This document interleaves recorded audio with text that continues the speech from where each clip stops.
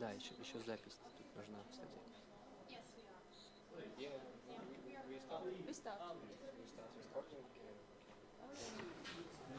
Hello everyone, I'm Joyce Chen from ICANN, from the APAC Regional Office, and thank you very much for joining this session, Know Your NAT. But before that, we've got a very special bunch of people who will speak with us on some security topics related to the domain name system, the DNS. And I'm just very briefly introduce them, but they will also introduce themselves. The first speaker we have is remote. He's Champika Wijayatunga, also from ICANN, and he's our DNS security expert in ICANN, but also around the world. That is not to be understated.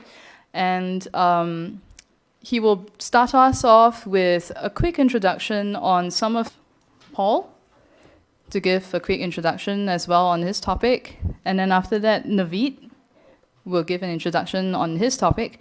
The reason that I'm being very vague about this is because this is not going to be what are your ideas for some of the best practices, some of the areas where you think that people should be working on a lot more and prioritizing. So we will then break up into groups later on to discuss specific aspects of DNS security, and then have you share back with this group later on.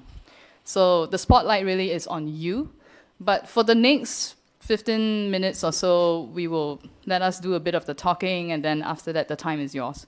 So Champika, I'll pass the time on to you to give your introduction. You're able to control your slides? So you need to accept control for the slides. I'll click on my side. Okay, that's fine. I think you can control that. I will take about 10 minutes, 10 to 15 minutes. Will that be okay? DNS security. And so Joyce, if you go to the next slide. So this is where actually now it's a very basic introduction to DNS, where you can see it's a DNS hierarchy.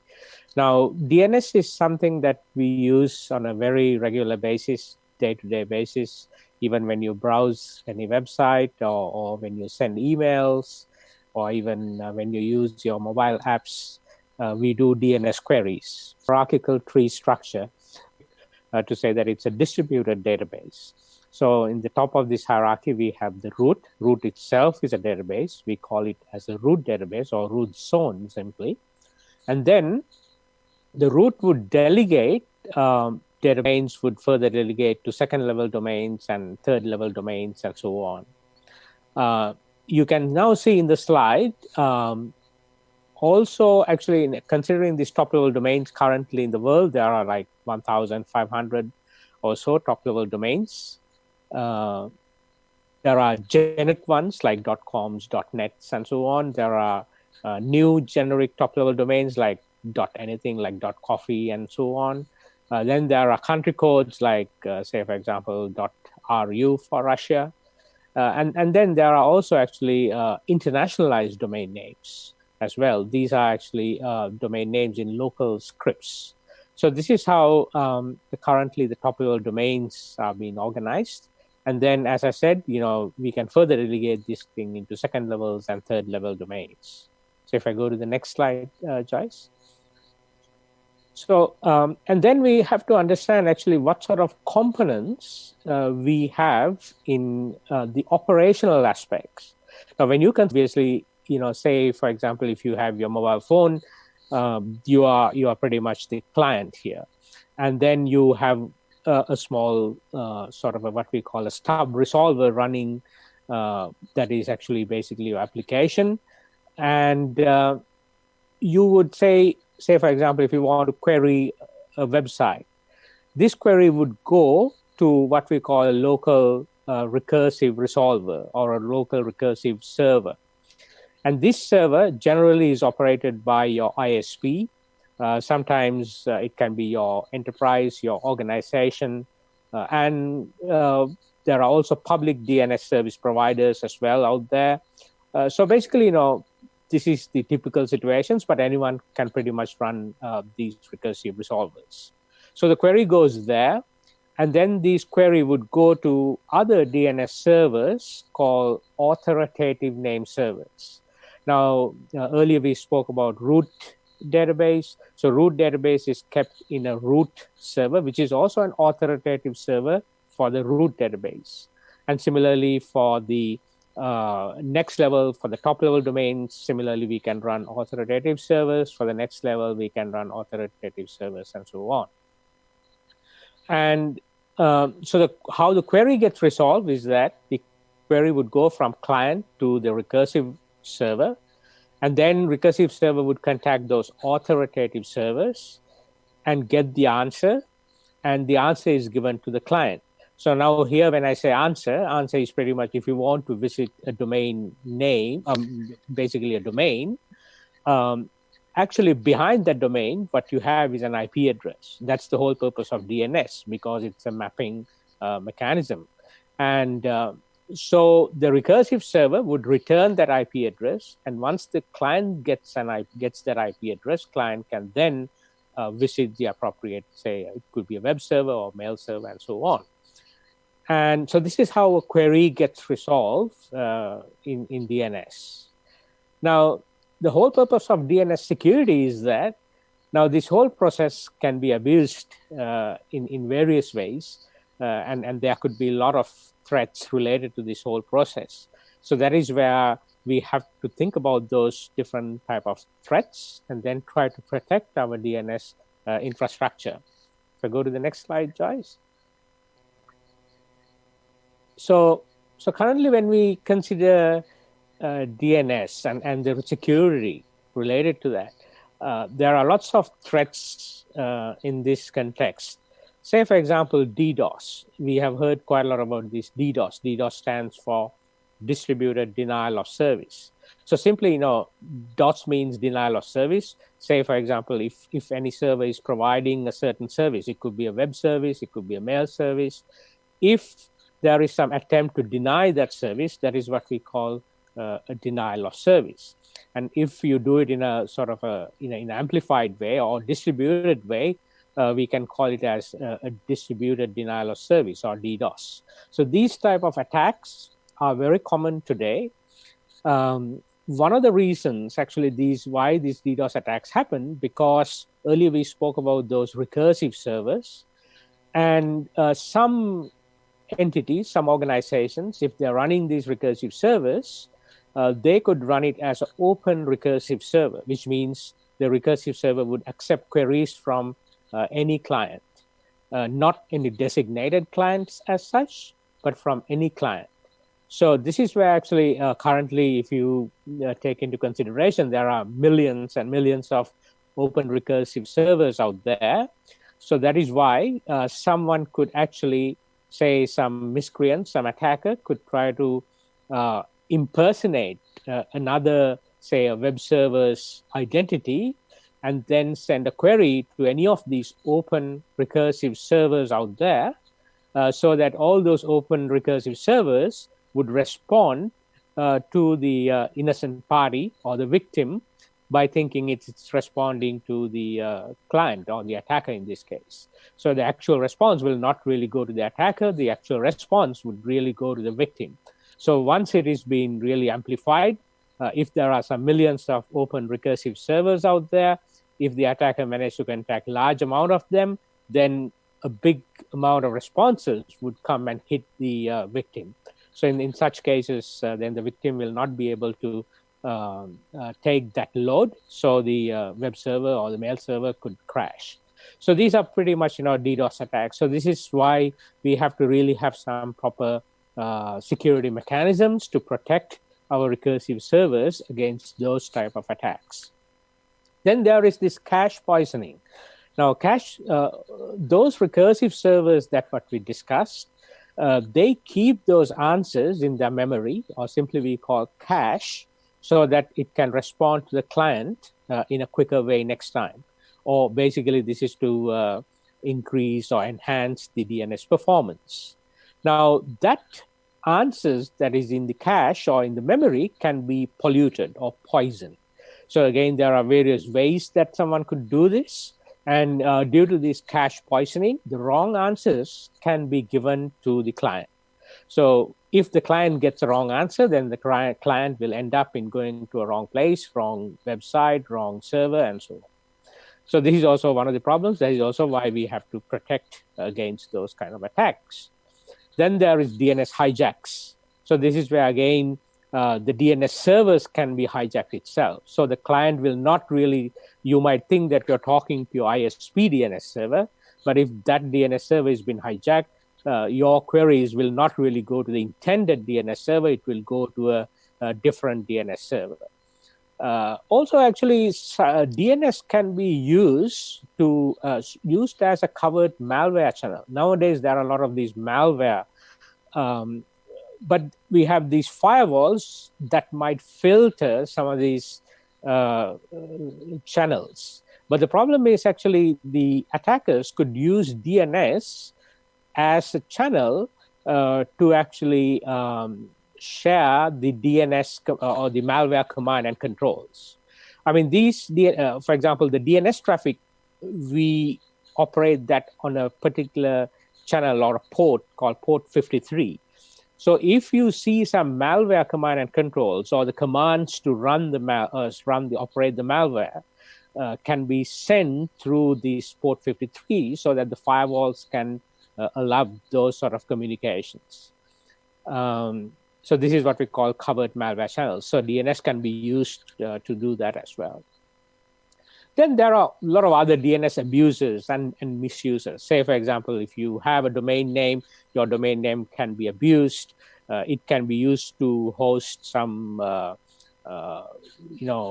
illegal contents or say, counterfeit goods or things like that. These sort of abuses can happen.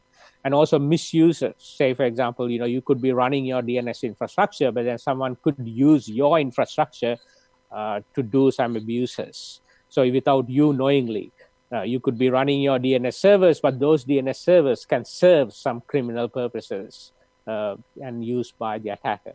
So these sort of abuses and misuses can be used as well in DNS. So this is why, actually, I mean, there are a lot of these cases, but these are some of the important ones. So this is why that we have to think about DNS security. If we go to the next slide. Now, 4 minutes. It is very important. Yeah, it is very important that we need to protect our DNS. Now, we spoke about actually the threats earlier. Now, when we try to protect these risks and threats, we have to again think from several perspectives or angles. Physical security is one important thing. This is where actually you would really physically protect your infrastructure, like your data centers and so on, and the access controls and so on. Then there is server security. So this is where you will want to have some redundancy to your servers. And then sometimes, if one server gets attacked or one server is down, you need to have some redundant servers because then your service will not go down. Again, this can go into different levels, to network levels, to different, geographical levels, to even outside your country, you can have servers, so that in case even there are some very specific attacks that could affect a certain geography, then we still have some servers up and running in other places. Then there is data security, again, which is very important. This is your DNS data. If your DNS data is corrupted, then that can create a lot of issues, a lot of problems. There are certain mechanisms called DNSSEC that we really have to think about that could protect the DNS data. Registrar security. This is also, say, for example, from users' point of view, from clients' point of view, it is very important that we protect our domains, because we go to registries to get our domains. But if we don't protect those things like registry locks or even proper access controls, proper monitoring, then someone can do a domain transfer. And then once, if someone managed to do a domain transfer, they could change our DNS name servers and things like that. So this can, again, be a big disaster if that happens. So it is also why we have to do a lot of monitoring and auditing and so on. Now, incident response is also something very important. In case if some incident happens, we have to think in that way that some incident might happen. So, in the face of traffic. Yine está cada. Sorry, we're hearing feet from another room. All right. Okay. So, direct tarjuma kara.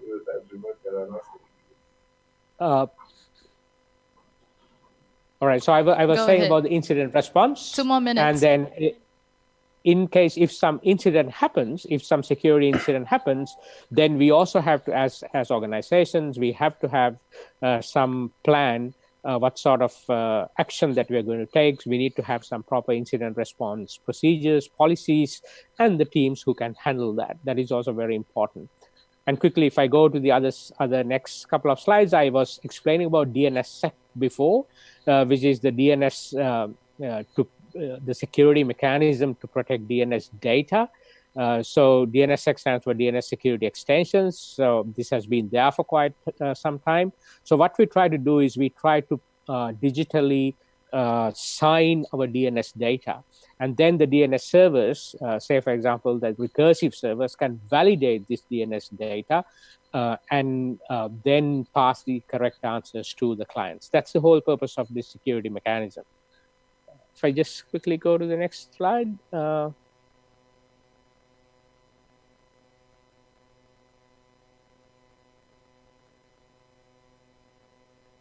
Next slide, please.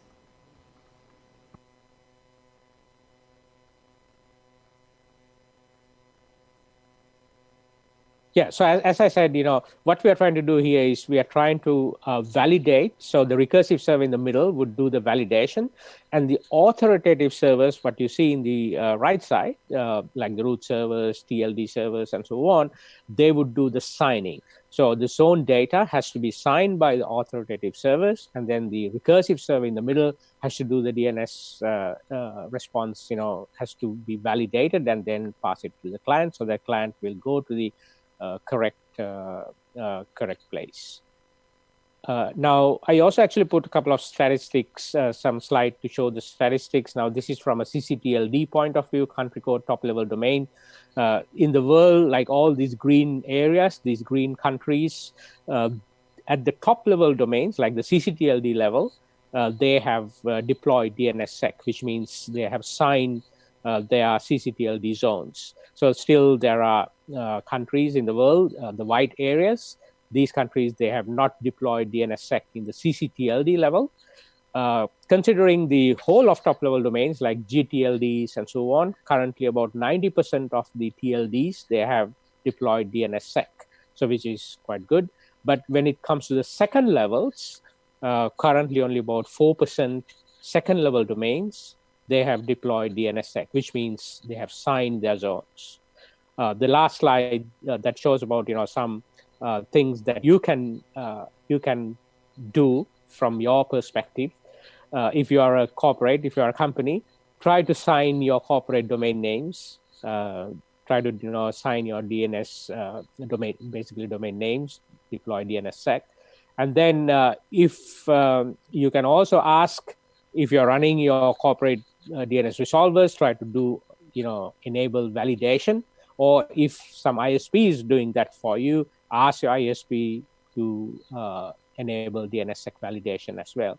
Even if you are a user, you can still ask your ISP to enable DNSSEC validation at the end. In general, of course, there are lots of resources in terms of training and education. This is also something that you can, if you are keen to know more about DNSSEC, all these organizations, ICANN, APNIC, ISOC, and all these organizations, we have a lot of resources in terms of training and education. I think that's what I just want to cover very quickly about some of the aspects from DNS security point of view. Happy to answer any questions. Thanks very much, Champika. Let's hold the questions for later and then move the time along.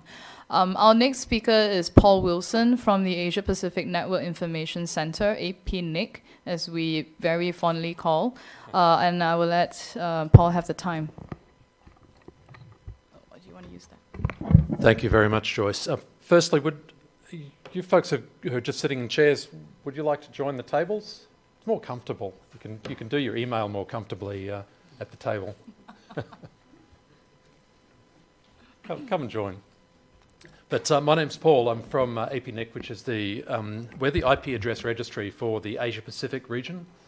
So for those of you in Russia, you may know the RIPE NCC over in Amsterdam. APNIC is like the RIPE NCC. We operate out of Australia and we serve the more eastern part of Asia.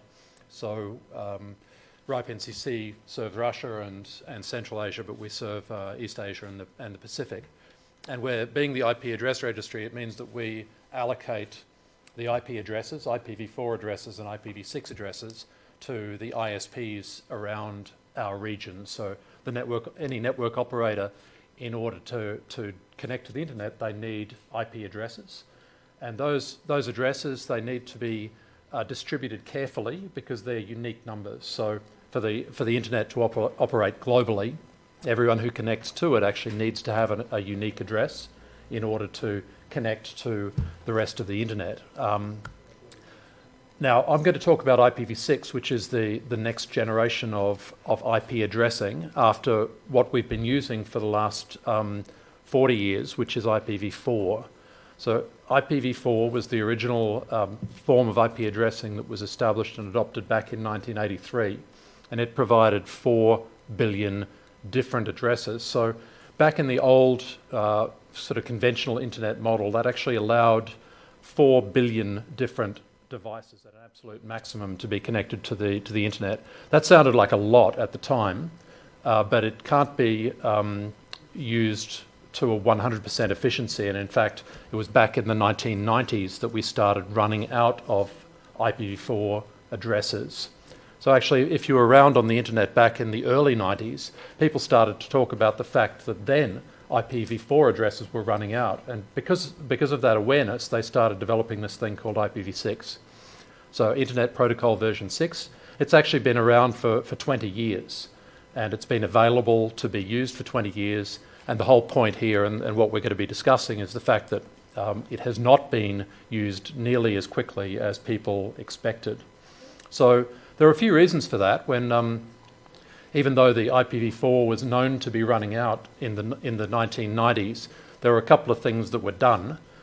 There was the system of regional internet registries was started. So RIPE NCC started in 1992, APNIC started in 1993. And the whole point of the regional internet registries was to manage the addresses more carefully. And we actually did that very successfully. So the consumption of addresses, which was very rapid at that time, was actually moderated and kept under a much closer control, and it allowed us to use the IPv4 address space for another 20 years without it actually fully running out. But the other thing that happened at the time was something called network address translation. So there's a technology now that allows you, and it's been around for nearly 20 years. It allows you to take a single IP address, for instance, on a connection into your home, and then for that address to be shared amongst a group of devices. So instead of maybe consuming 10 addresses or 20 or 100 addresses, say in an office, that it was only necessary for you to have one IPv4 address in order to connect to the internet, and that changed the formula quite a lot. There was one other thing that changed quite a bit in the 1990s, and that's that the internet became a lot more successful and a lot more efficient and a lot cheaper.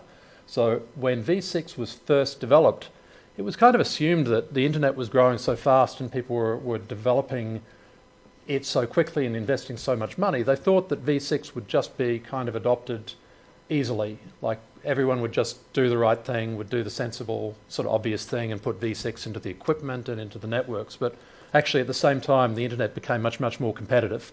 And so it was much harder to justify putting this investment in to IPv6 when in fact IPv6 wouldn't make any difference to the end users. So IPv6 is sort of good for the entire internet, but most ISPs didn't need it.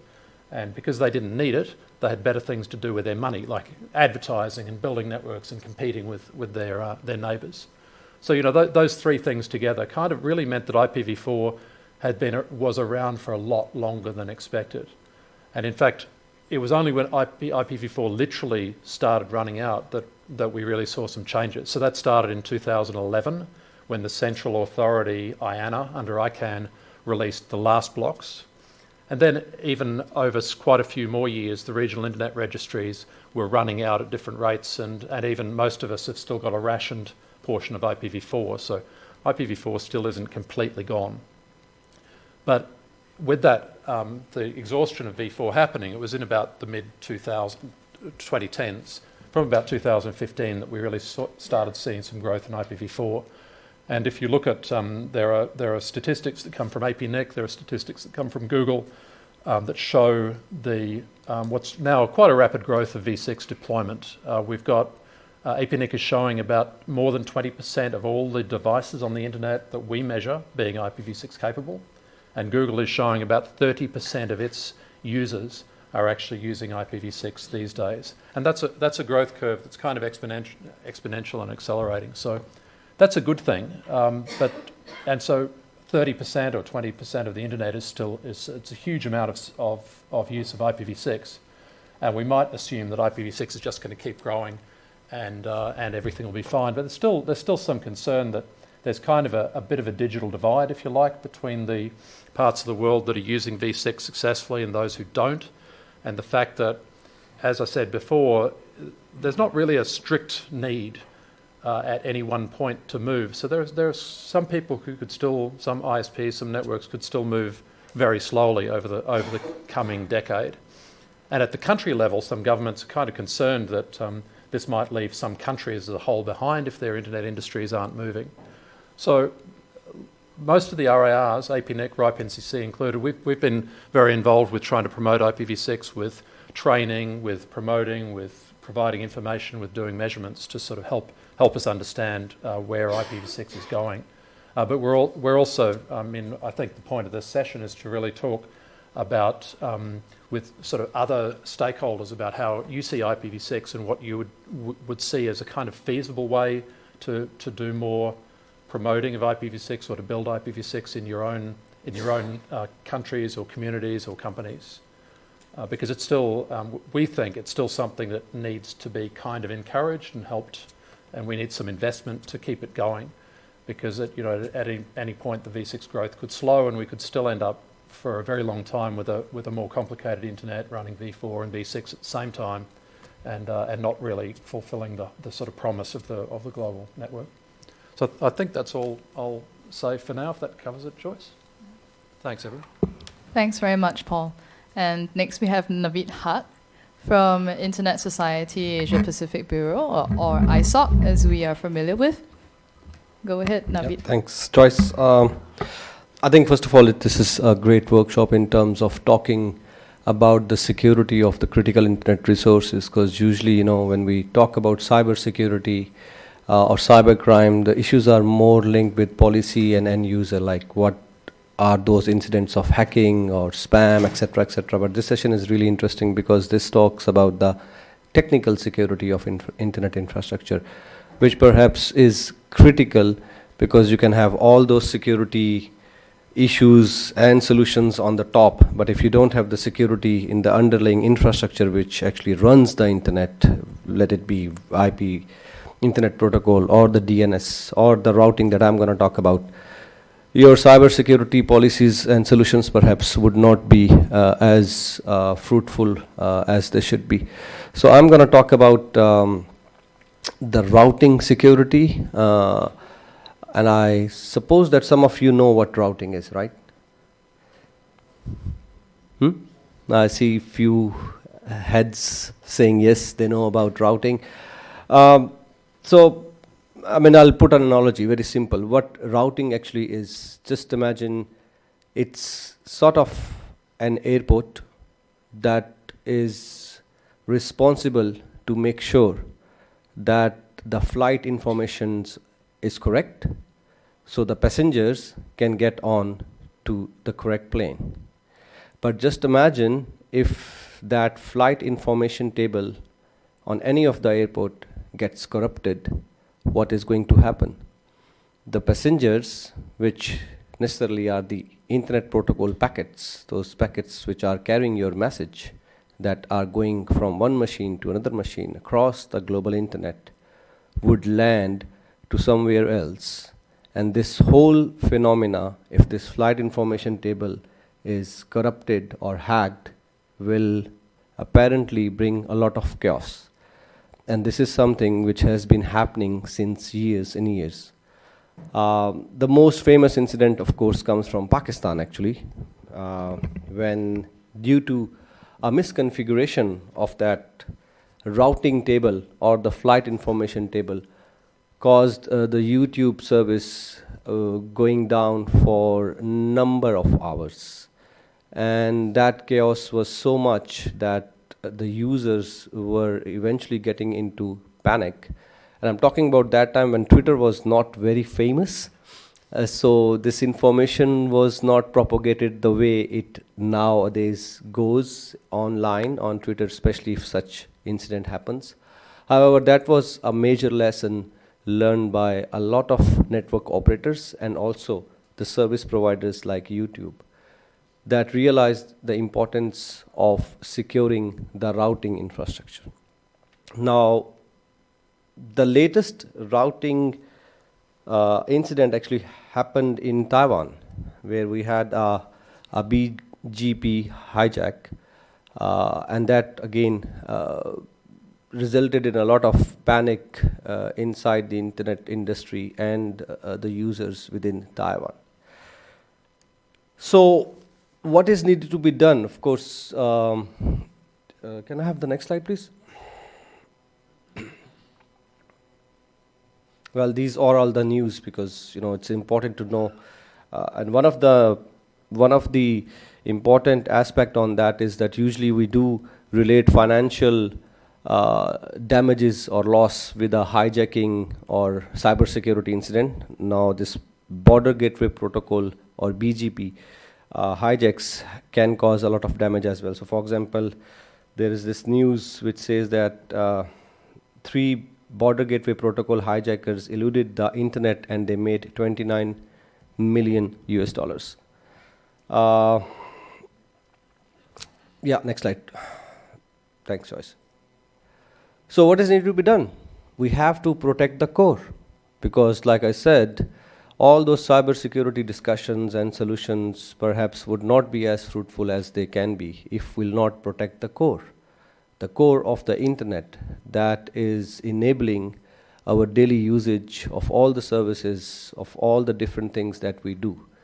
Usually end users are not pretty much directly involved or they are interested to know about these technical security problems. However, as we talk about internet governance and such issues, we also realize that there is an equal responsibility of all the stakeholders, including the end users, to at least have some idea and perhaps do advocate inside their industry circles and technical community to make sure that the core of the internet is protected as well.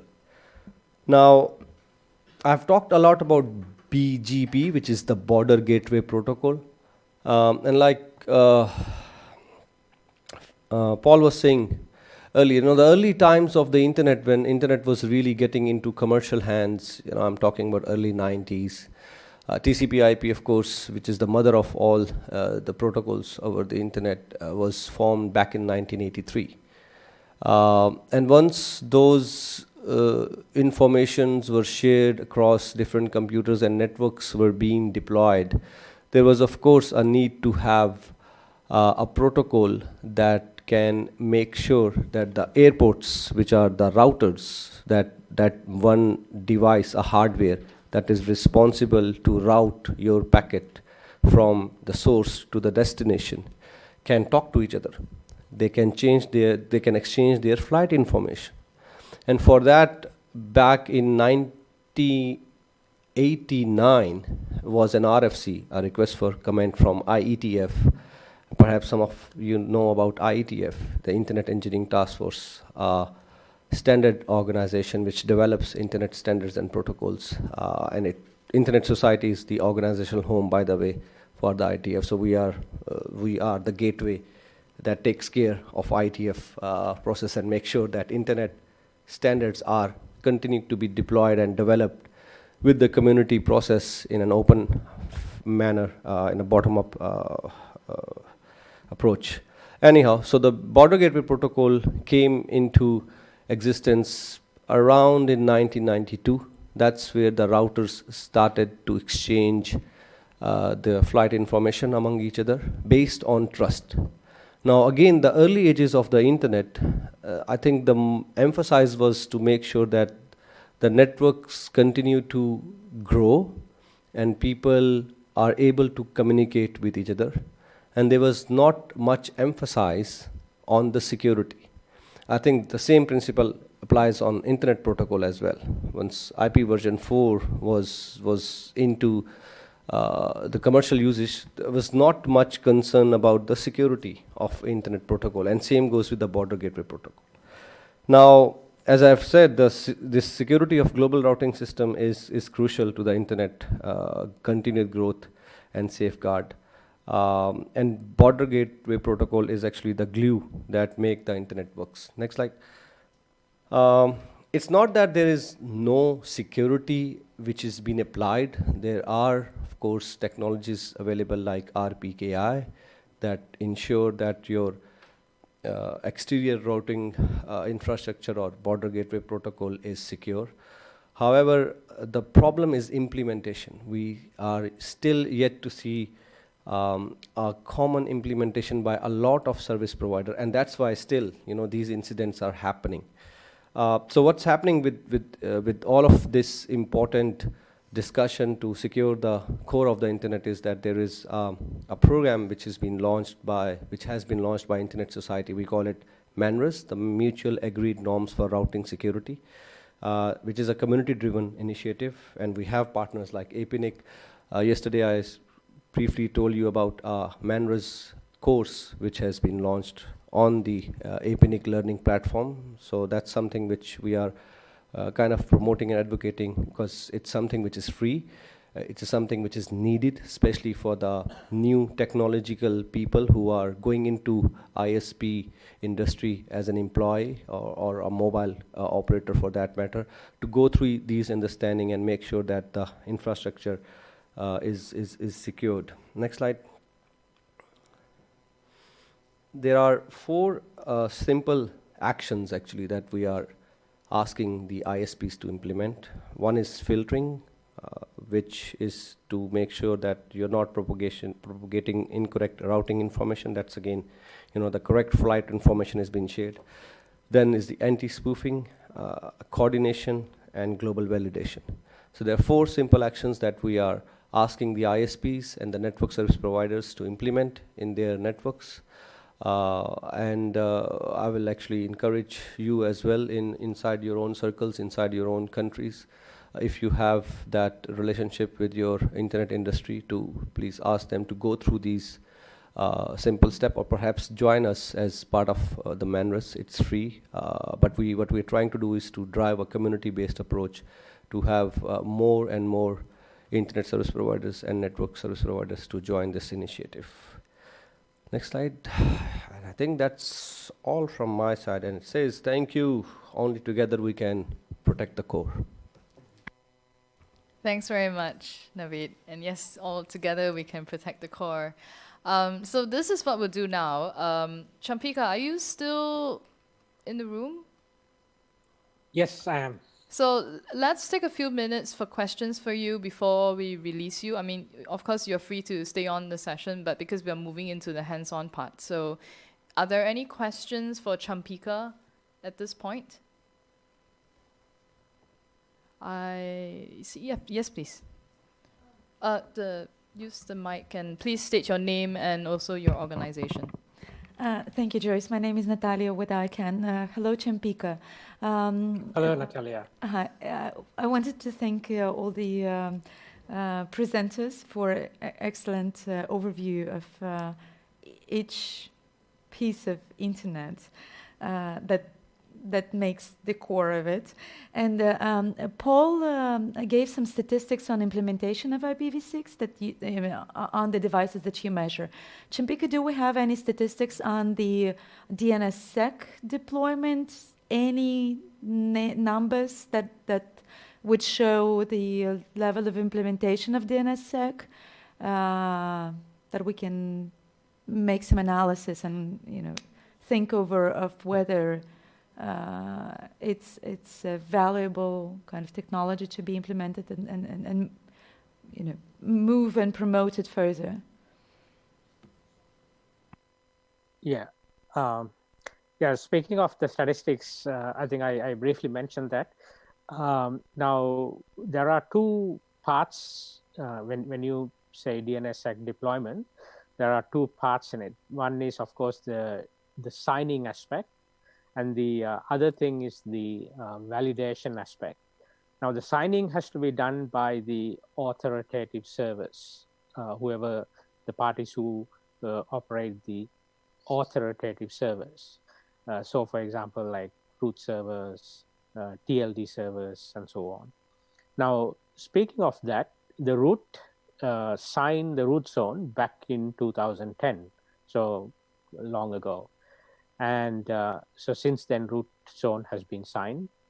Up to now, the top level domains, or the TLDs, out of around that 1,500, close to about 90%, or pretty much around 90% of the top level domains, they have signed their TLD zones. So 90% is actually really good. Now, from ICANN perspective, the ICANN registry agreements also actually specifies the requirement for DNSSEC signing as well. So like the new GTLDs and so on, when, since the 2013 agreement, so that requires DNSSEC deployment. So that is why in the recent times we have seen a lot of these TLDs, they have been deploying or signing their zones. Now, from CCTLD point of view, of course, ICANN does not have any sort of contracts with CCTLDs. So it is more of recommendation and best practices that we are trying to encourage CCTLDs to deploy their DNSSEC in their zones. So the stats are also pretty good. I think about 50% or so top level domains, they have deployed DNSSEC. So those, if you remember that the map I showed you, all the green color areas, those CCTLDs, they have deployed, and the white areas, they have not deployed yet. But we are trying to actually work with them and see, how we can support those CCTLDs to deploy DNSSEC. So from root point of view and TLD point of view, it's pretty much we are doing quite well up to now. But from the second level perspective, it is still very slow.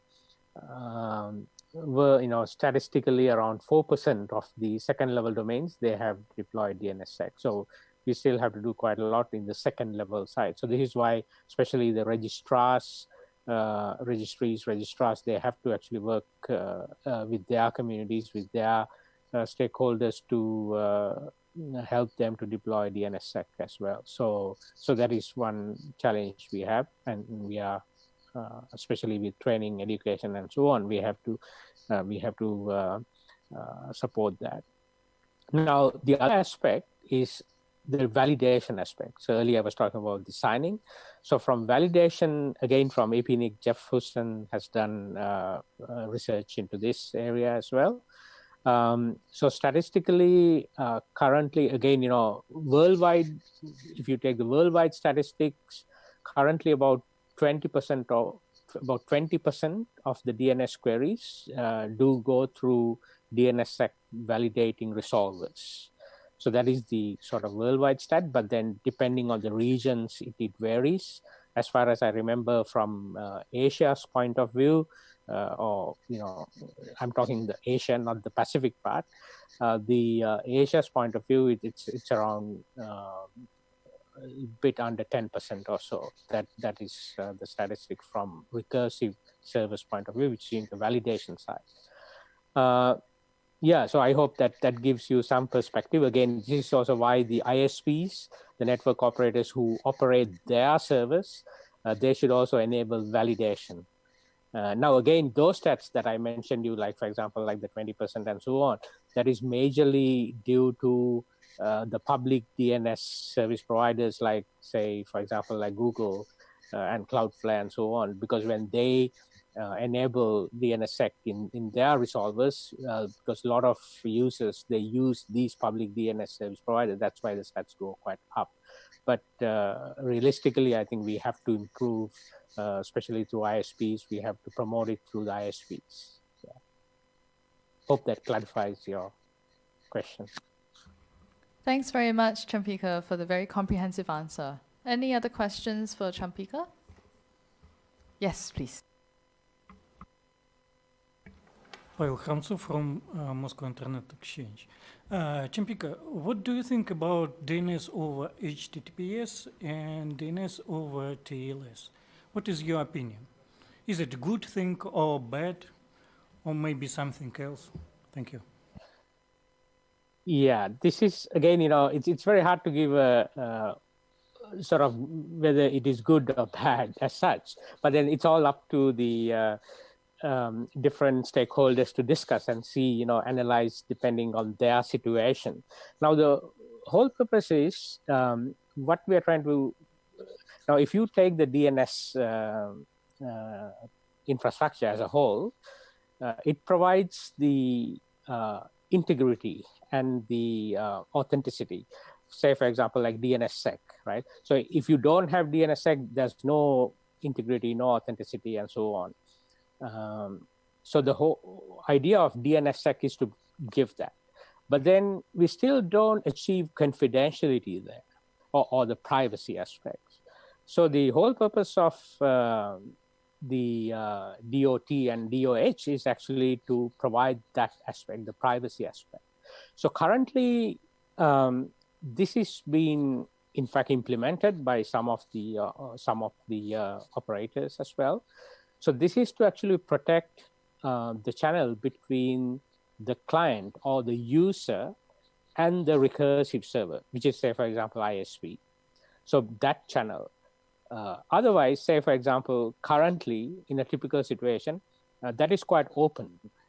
So, for example, the ISP, they can do various sort of actions, say, in an example situation, say in a certain country, if the government instruct the ISP to take some regulatory action, say, for example, certain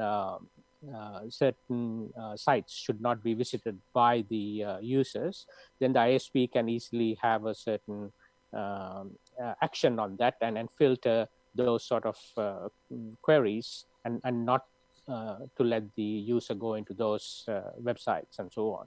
So, and then this also can be not only a regulatory thing, also actually sometimes, the ISPs, they do things like parental controls, for example. I mean, because if there are certain parental controls has to be applied, then ISP do it at their level based on the DNS traffic as well. So there are, of course, good things that could also happen in this way. But then again, some people might argue that, okay, but still that our privacy is sort of compromised, and the ISP or whoever knows that where we are visiting and so on. So there are two aspects to that. And the whole purpose of this DOH and DOT is to actually have that channel protected, basically. Thanks, Champika. Let me just stop you here because we are also running against time. We can always come back to this question when we have more time later. I do have one remote question as well on DNSSEC. That is from Shamsula Shams from Afghanistan. I am a SANOC fellow and have attended the DNSSEC workshop. Coming back to Afghanistan, I did have presentations to ISPs on importance of DNSSEC, but still I believe no one has implemented the DNSSEC in Afghanistan. What can be done now? What can I do about it? Can anyone there or anyone here answer this question? So, Shamsula, I would hold your question. We don't have the answers right yet because we will get to the next section, which is for us to break out and then have this discussion on the various aspects that we have just presented on. So what I want to do now is and I think this session will probably overrun into coffee break as well, because we did start quite late. So I will steal time away from there. What I want to do quickly is to go around the room and have you introduce yourselves, because there are a few of us enough that we can do this. So just name where you come from, organization or something interesting about yourself, and then we'll do a quick swip. So starting from you, please, sir. Yeah, hello for everyone. I'm James White from Samoa. I work for the Unit Trust of Samoa. I've been working for the government of Samoa through various divisions for 20 years now, and mainly the areas of ICT and leadership. Thank you. Hi, I'm Smita. I work with an organization called Point of View on Sexuality, Gender and Technology. We do on-ground workshops on digital rights and digital security as well with the communities as one part of our work. I'm based in Mumbai, India. Thank you. Hello everyone, this is Kavita from Nepal. So I work with an organization called Body in Data. So it's more about women, gender, and internet and digital space, how the gender and right aspect, sexuality really intersects with technology and internet. So we do lots of research, knowledge building, and different campaigns and advocacy for raising these issues in different platforms. Thank you. Hi, I'm Inju Chen from Taiwan Networks Information Center. I'm just curious about the DOH, which we have some discussion in Taiwan about DOH. Is that really secure, or government can do something around about the DOH? Thank you. Okay. Hello everyone, my name is Alexander. I'm from Far East University and I'm a student, and now I'm here to took a participant in communication of internet security and to find more useful information about it agenda.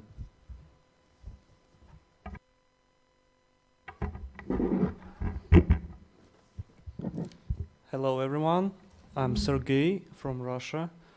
I represent academia.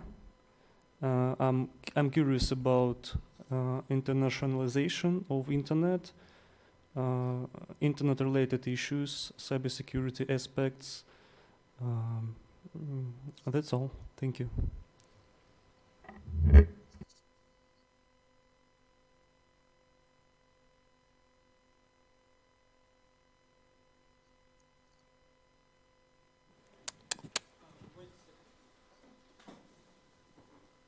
Hi, good afternoon, everyone. My name is Sabrina. I work with ICANN in the APAC office. I just joined recently, so I'm quite new to everything and everyone here. Good to meet you all. Before joining ICANN, I used to work with the Singapore government for a while. Thanks. I'm Furen Xie. I come from Taiwan. I'm care about the DNS development. And I hear a lot of experience and a lot of math about DNS development. So that's all. Okay. Hello, my name is Bahrom Nasirjanov. I'm from Tajikistan. I work for mobile company. I'm network engineer. I'm also RIPE NCC fellowship. The main purpose of participation in this forum is take experience and use it in my region and in my country. Thank you.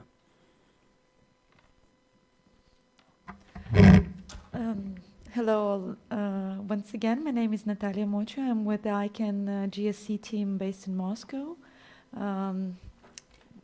Well, the whole session, I think, is very useful and touching upon all the aspects of internet security. So I hope it will be of value for participants of this session. Good day again. Pavel Hamson from Moscow Internet Exchange. Moscow Internet Exchange is DNS backend operator for the .ru, .rf, .tatar, .data, and I'm the DNS project manager. Okay.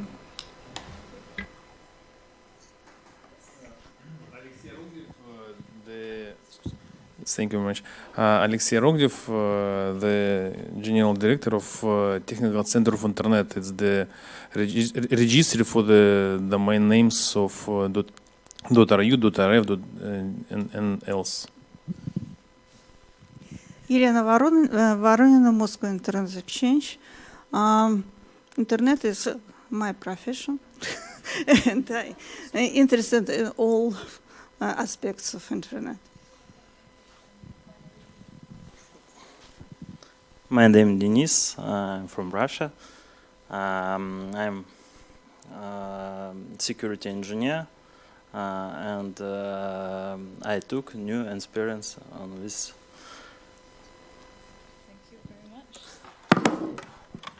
Okay, so welcome everybody, and now we sort of know your names, where you come from, we can track you very easily. No, I'm just kidding. So what we will do now is we will break into 3 groups. One will be DNS security, that's with me. And then we have Paul taking IPv6, and we have Naveed taking routing security. And we can do this a few ways. I can first ask you who is interested in which issues, and you volunteer yourselves into these different groups. But if there is not enough people in specific groups, then we may have to, kind of reorder you around. So let's start from backwards. Who would be interested in routing security? 1 person. 2 people. Fantastic. 3. Very good. Very good. Thank you. So we have 14 people. So 4. Excellent. 5. Fantastic. We still need people for the other groups. I think I did too well too. Okay, IPv6. IPv6. Come on, guys. Learn something new if you don't, are not that familiar in this area. 1 person. Thank you. I feel like I'm doing an auction exercise. Maybe 2 more people.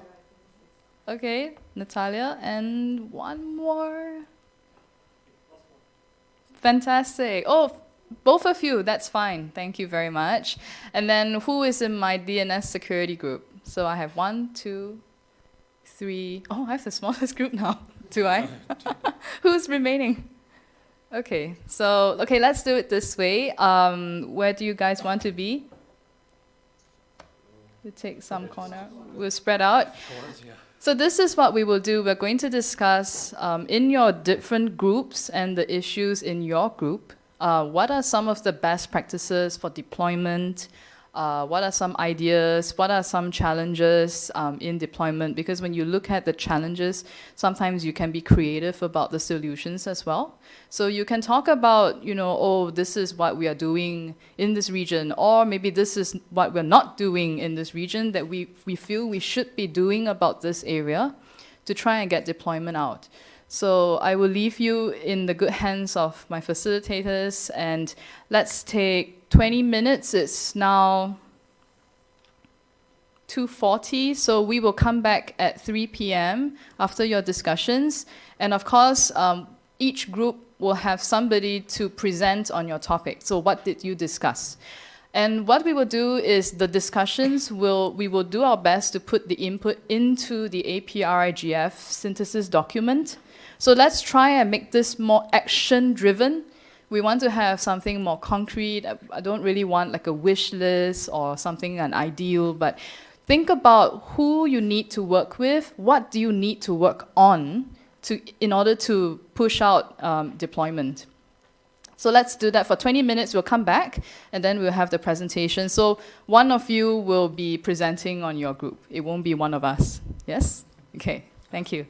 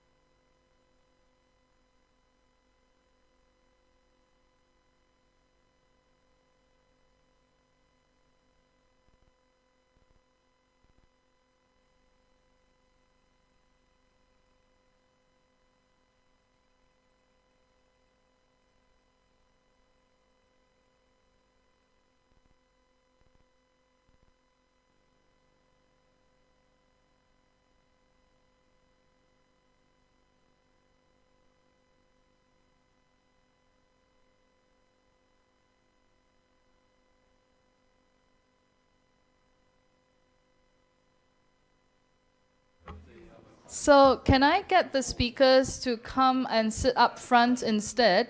And for the remote participants, thank you so much for being patient if you're still hanging around with us. What we've done is we've finished our discussion, and what we will do is to present on some of the ideas and some of the challenges of our various issues. So if I can invite the speakers, the group presenters to come up to the front and sit here to present. So let's begin with routing. Okay, we have maximum 5 minutes, 2 minutes, fantastic, to present your ideas, please. So I'd like to start from the case. Half of a year ago, one Russian local internet registry that was registered and just registered in RIPE announced, say to other participants of the internet, wrote to the Google via his network. And at that time, half of Japan lost connection with Google. So it is routing, and so it is the problem of routing. You should accept only right announcements to organize the connection between 2 points of the internet, and internet service providers support you this information about the routing.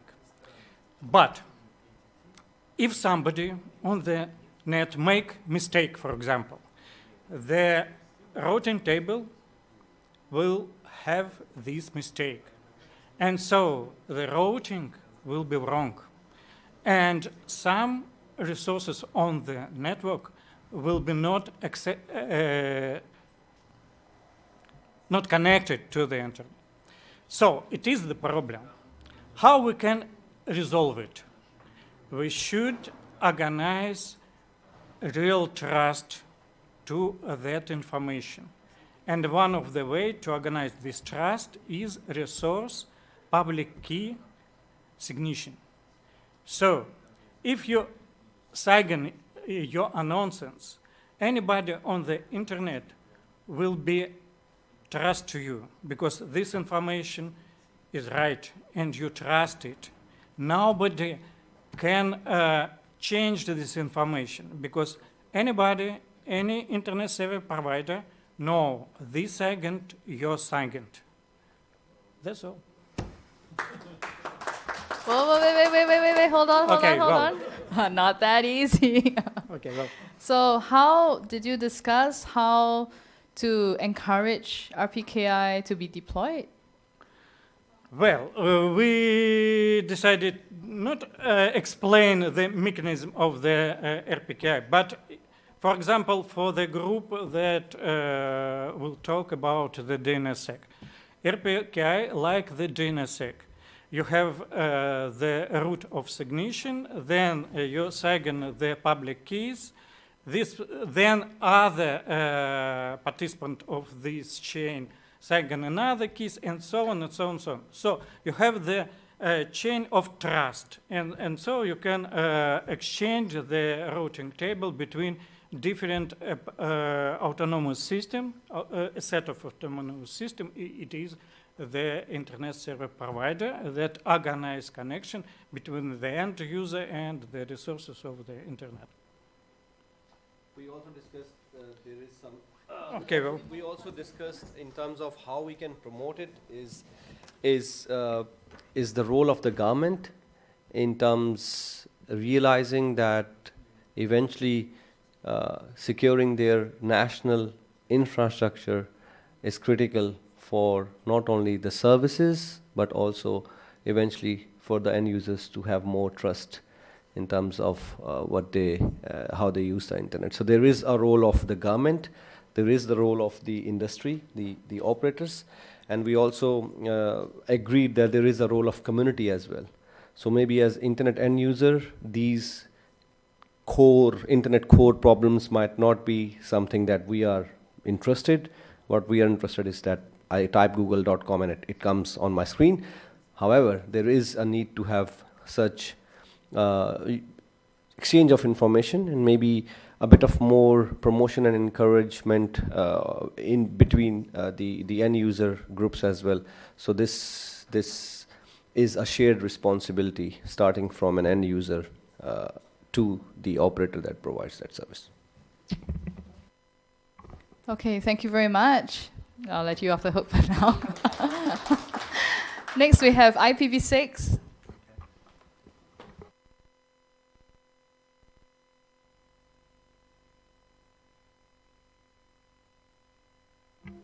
Okay, let me break things here a bit first.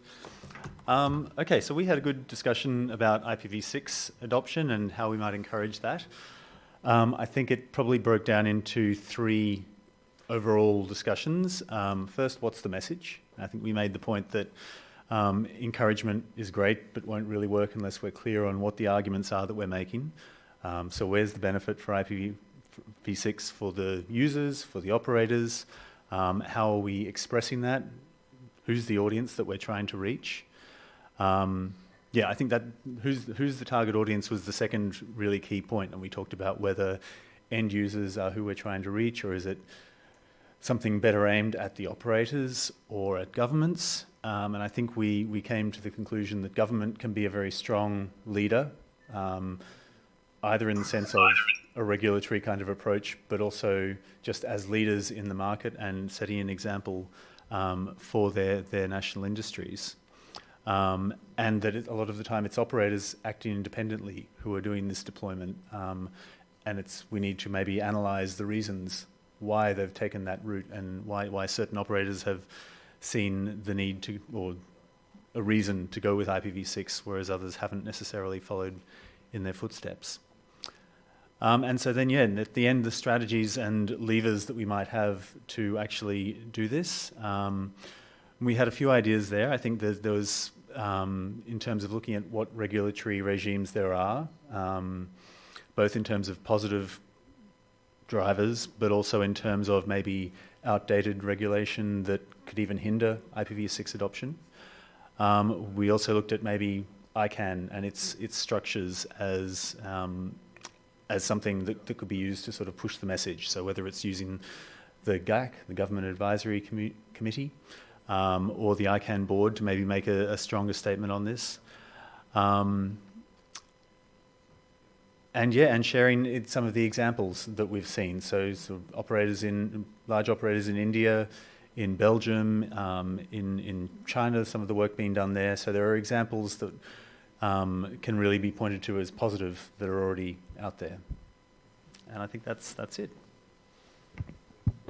Thank you. Any questions from anyone about this? So I have a question. So how would we talk about IPv6 to end users? And why should they care? I mean, they're just consuming. And this was part of the discussion, is should end users care? And I think in an ideal world, we were thinking they shouldn't. It wouldn't necessarily apply to them. But we also highlighted that as the stress of IPv4, the lack of IPv4 starts to hit, we actually might see operational benefit for the end users using providers that are running IPv6 as opposed to those who are trying to make do with their existing IPv4 address space and running more and more users on that space. There was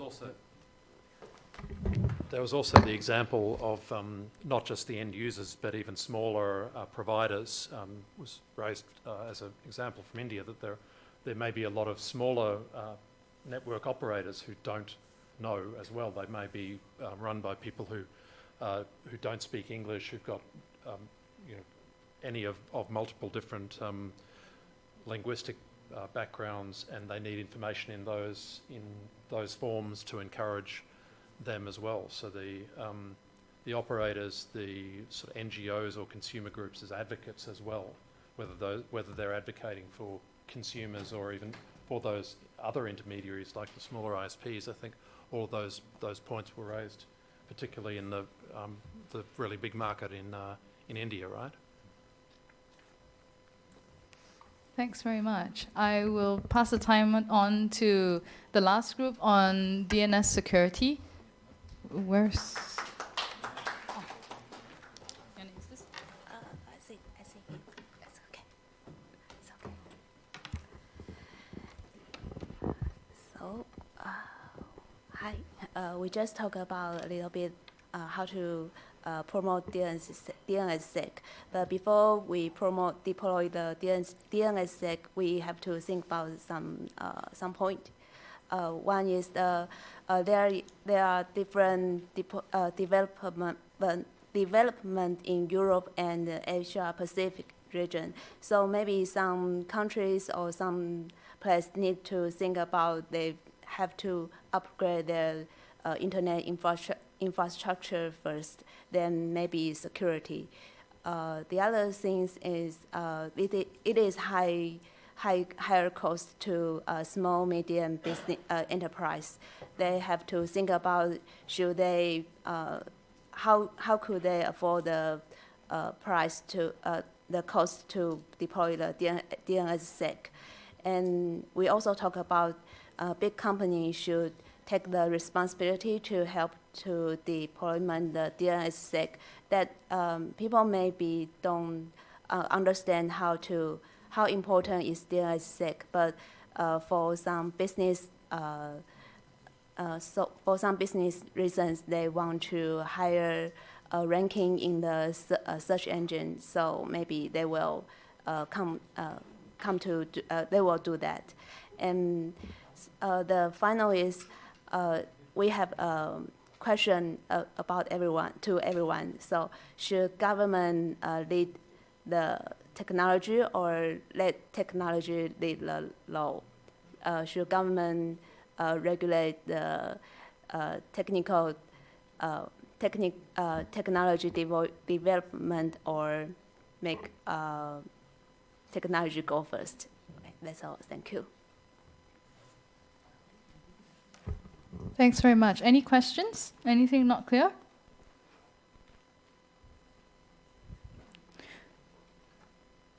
So I guess to sum up all the discussions that we've had so far, it seems to me that there are very clearly two roles that have come out from this workshop. One is the role of governments, and thinking about, is there a way that, you know, governments can, I don't want to use the word regulate, or create some law sort of thing to want to deploy security, DNS security at the various levels. But I think what I'm saying is governments do have a role either to lead or to be a driver to encourage deployment. Because as this group has said, as the IPv6 group said, they do set an example.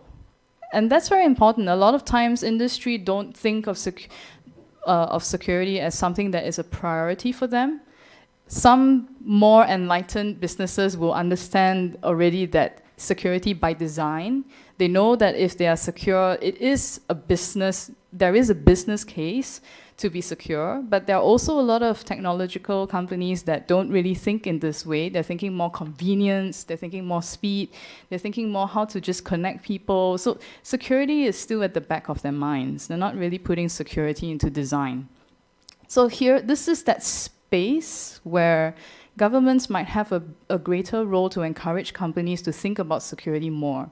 So not necessarily to enact law. So our group, the DNS security group, we did have that discussion of should governments have a stronger cybersecurity laws to force people to deploy DNSSEC or force people to deploy certain security standards, IPv6 standards. Would that be helpful?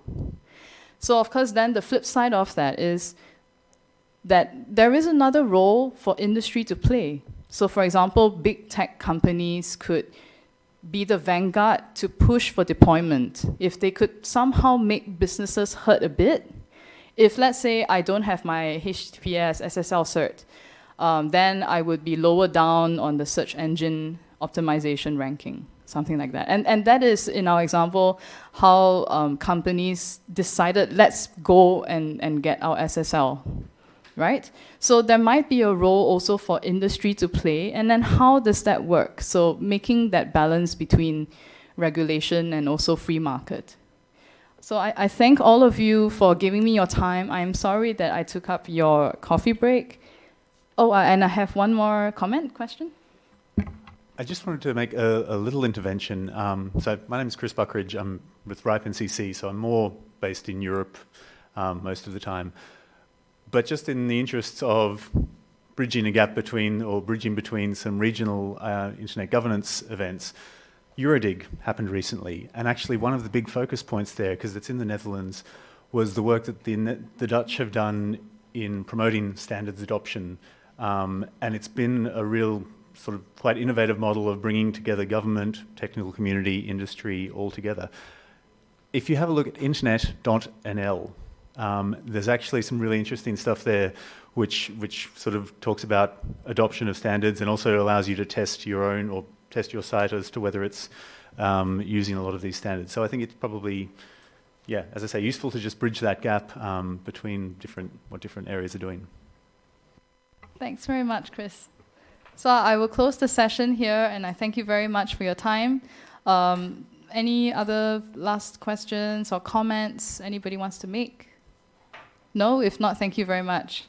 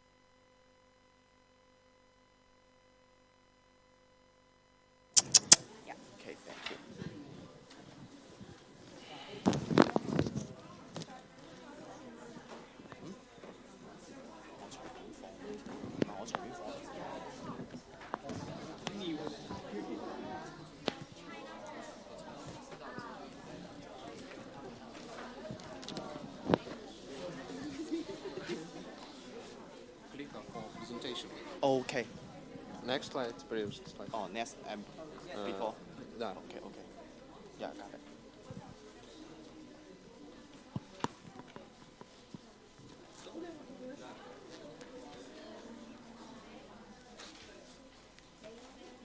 同事，等会我前面说一点东西，然后就到你，好吧？好。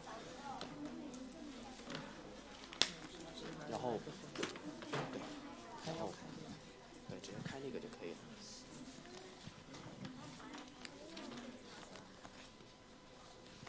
好，等会我们就全部就，好，各位小伙伴，等会咱们就一组一组这样子说就可以了，好吗？对，就在位置上坐着。 Okay, sorry to be late. Yeah, good afternoon, everyone. Welcome to our workshop under oath of the workshop 10. Now, our theme is child-led research on promoting safe internet from children's perspective. Today, our students from Guangzhou, China, will publish a report. This report is very special. It is completed by a group of 9 to 14 years old students, working together with instructors from the media, literature, educated report. They have formed various research groups to investigate the topics they are interested in. Here are the research questions raised. Number 1, playing online games can make friends with others. Does it have risks? Number 2, what did online learning bring to us? Number 3, how do we battle and win with our parents? Number 4, why is this popular short video so attractive? Now, we have our children researchers to study our report. Yeah, please welcome our first children. In July 2018, we gathered from 10 cities across the country to Guangzhou. We have a resulting name, CRO Children Researcher. Under the leadership of media literacy education teacher as children's palace, we learned how to conduct research, how to design a questionnaire, and how to write a report. The experts of UNICEF also introduced us to latest international research on the use of children's network.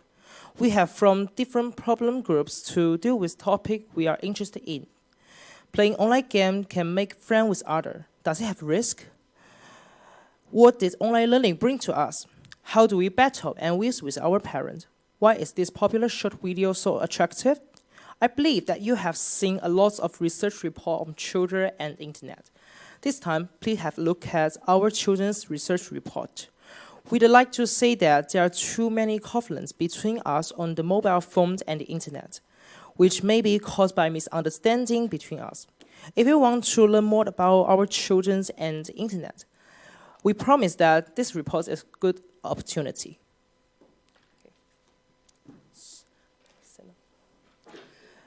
So this is our first group. Our title is Game Socialization.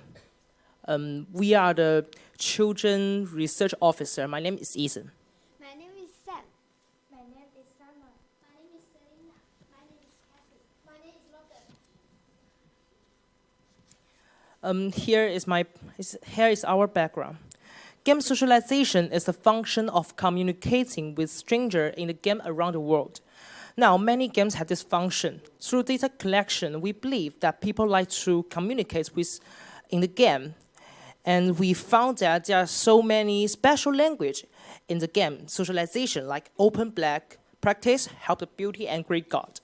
Now, there are so many games that have social functions. Do you know how to make plans? We have summarized the following social ways of playing games. 1. Spend money to find someone to help you upgrade. 2. The chat function in the game. 3. Give gifts. 4. Matching function. 5. Apprentice. However, as the game socialization is popular all over the world, we found that some players love to chat in the game. But this kind of socialization has begun to have a bad influence on the players. 1. Will you add a stranger as a friend? 2. What should you pay attention to in the game? 3. Will you tell strangers your WeChat account and game account? 4. The advantage and hidden dangers of the games Friends for Children.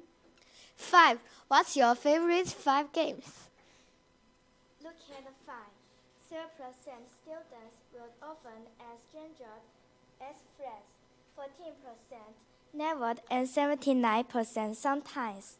According to survey, we found that many students will add strangers, and senior students added strangers more than first-year students. Why senior students add more strangers than younger students? Because they are more free and they have more sexual requirements. In China, the most popular online game for primary school students are: first, PUBG; second, Glory of King; third, Minecraft; fourth, Fifth Personality; fifth, Job in WeChat. So, we have interviewed Chinese primary school students. Why do they like to play this 5 games the most? The reasons are: 1. Students can easily start this game on the phone. 2. The game is very exciting. 3. Their friends are playing, so they are following the trend. 4. Boys like the shooting game. They feel it's so cool. Through the research, we found that the top 5 games are simple and easy to play on mobile phone. Students are easily attracted to these games. Through the investigation process, we draw the following conclusion. There are 79% of interviewees occasionally adding strangers as their friends. 6.8% interviewees often add strangers, while 13.2% never add strangers. Besides, most of the interviewees are able to notice the account security when playing online games. What more, half of the interviewees never tell strangers their own WeChat account and game accounts. 39% of interviewees generally tell strangers their own micro signals and game accounts. Only 13% of interviewees often tell strangers their account. However, 60% of the interviewees believe that the online game socialization function allows them to make more friends, and 40% of the respondents believe that the online game socialization function makes their games play better, and 71% of the interviewees believe that the hidden dangers of game dating are harmful to children, and 29% of the respondents believe that their accounts might be stolen.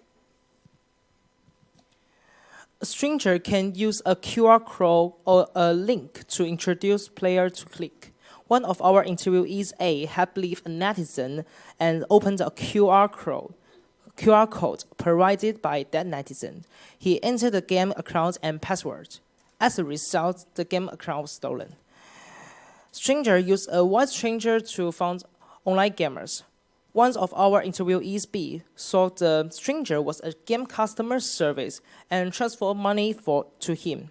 Later, he found he was fooled. Join a WeChat group and tell victims to buy a lot of items with a small amount of money. We collected some foreign methods to avoid hidden dangers of online games. Here are the following suggestions. 1. Government departments should regulate the management of games. 2. Enterprises should consider the diversity of users' ages. 3. Parents and schools should educate their children about cybersecurity. 4. Children should be alert when making friends. Thank you very much.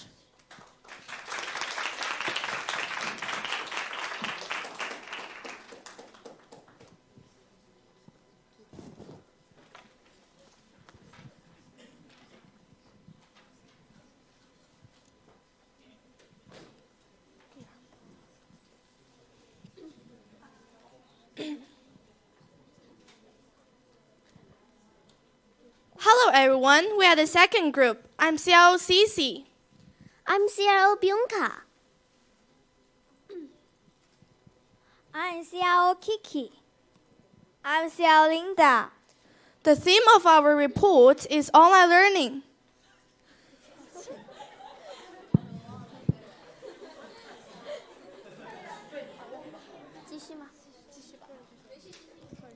I'm CL Selena.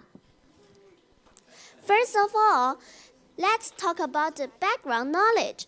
Online learning allows more people to enjoy high-quality education in different places.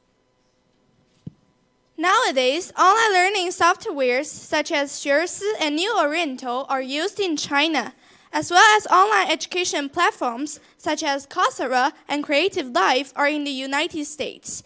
They offer many students a variety of times, places, environments, and choices to learn. But is this really the case? Can online learning really improve learning efficiency and effectiveness? Today, we will show you the answers to these questions. Through research, we found that primary school students also have some bad behaviors when using online learning, such as: first, students use the split screen function to learn while playing games. Second, they only keep the voice of the class. It sounds they are in class, but actually they are playing games or watching WeChat. Third, only to sign in, but the mind is not learning. Fourth, do not study hard, not focused. As for the current situation of online learning, we sum up the following question. First, are primary school students willing to go online or take traditional courses? Second, is there a big difference between going online and not going online? Fourth, the survey method. In order to find the answer to the question, we use interview method and data collection method to conduct the survey. Let's take a look at the survey data completed by researchers from 7 cities in China. According to the survey results, primary and secondary school students in various places prefer to choose traditional courses rather than online courses, and feel that online courses have little effect. In this page, our question is, do you like online classes? There are 67% students unwilling to attend the online classes, and 33% students be willing to attend the classes. Although online courses are very convenient, many interviewees believe that online courses are lack of direct communication and interaction. And because the interviewees have different degree of self-control in online class, they are relatively difficult to manage themselves when they have online class. Therefore, many students prefer to choose traditional classes to learn. Conclusions and suggestions. Although more interviewees in the survey tend to accept traditional courses with the development of the times, online courses will gradually become the new university accept way of class. It gives the public more choices. We summarize the advantages and disadvantages of the current online class. The advantages are: first, the online school is very convenient. Students can go straight without going out, which can not only save the times, but also avoids the trouble caused by bad weather and long-distance transportation. Second, the online school is very lively and interesting, which has some special effects. So, the students will be more interested in classes. Third, if the student is in a hurry and doesn't attend the class, he can also watch the replay. The teacher can also record the class and send it to more students. The teacher don't have to work as hard as before. The disadvantages are: first, online learning lacks of personalization. The teacher cannot explain the differences and shortcomings of the students and cannot supervise the students' learning. Second, students will feel bored and not interact during class. Third, if students have questions, they can only wait until the class is over to ask the teacher. It's very inconvenient. After collecting the information and consulting with the elders, we summarize the following points. First, when parents enroll in the online school for children, they should seek the consent of the children as much as possible. If the children are not interested, parents should not force them to go. Second, children should be more willing when attending the online school, reduce the distraction and random handling. Third, education institutions should listen to students' classroom from various aspects and improve themselves. Thank you so much.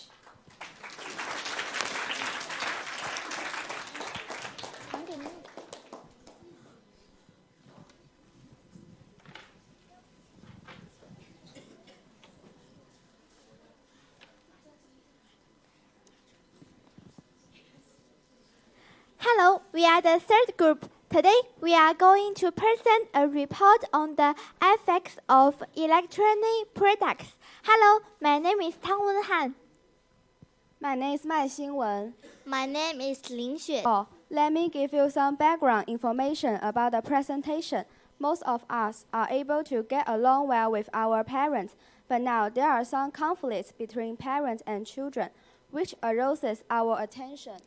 Here are some examples. On June the 1st, 2017, a boy in a middle school jumped out the building because his father took his cell phone away. On September 18, 2017, a girl in a middle school jumped out the building because her parents thought she shouldn't use the mobile phone. After she jumped, her parents were shocked. Next, we analyze the status from the data. In the current era of rapid development, children who use the internet has increased greatly. With the development of the internet, many young people indulge in online games and cannot educate themselves. And according to the survey, most teenagers often have a dispute with their parents over the use of mobile phones. So we put forth some questions. Will children playing with mobile phones cause conflicts with her parents? Do children have appointments with her parents about online time? What are the five things do you let your parents say? From the data collected by researchers from all over the country, we can see that many children have disputes with their parents over the use of mobile phones, which this situation occurs more among senior students, such as those in grade 7 or grade 8. Our research suggests that senior students crave the right to manage their own time, and therefore they argue with their parents more. The survey shows that most of children will agree with their parents on internet time, that high-grade students such as the 7th and the 8th grade students will be more inclined to agree with their parents on the age of the internet, and low-grade students and parents agree less time online. According to the students' report, we should tell the 5 favorite sentences the parents say. Number 1, go to study, go to do your homework. Number 2, other children are better than you. Number 3, no TV, no mobile phone, no games. Number 4, you are stupid. Number 5, every time I see you, you are playing a game.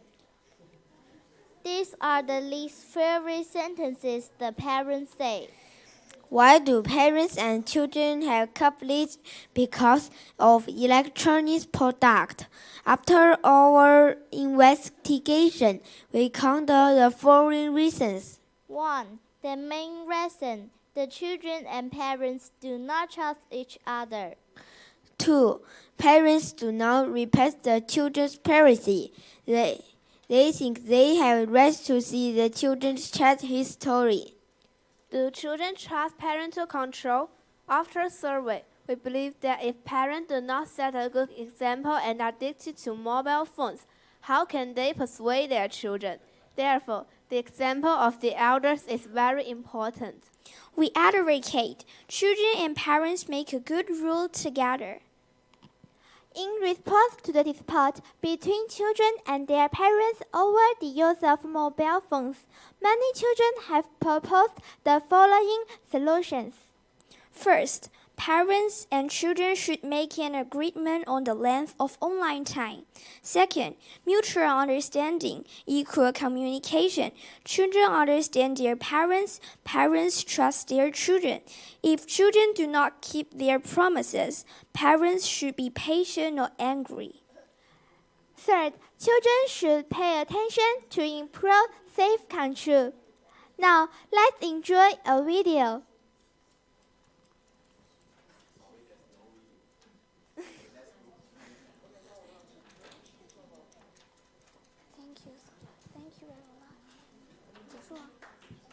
Thank you very much.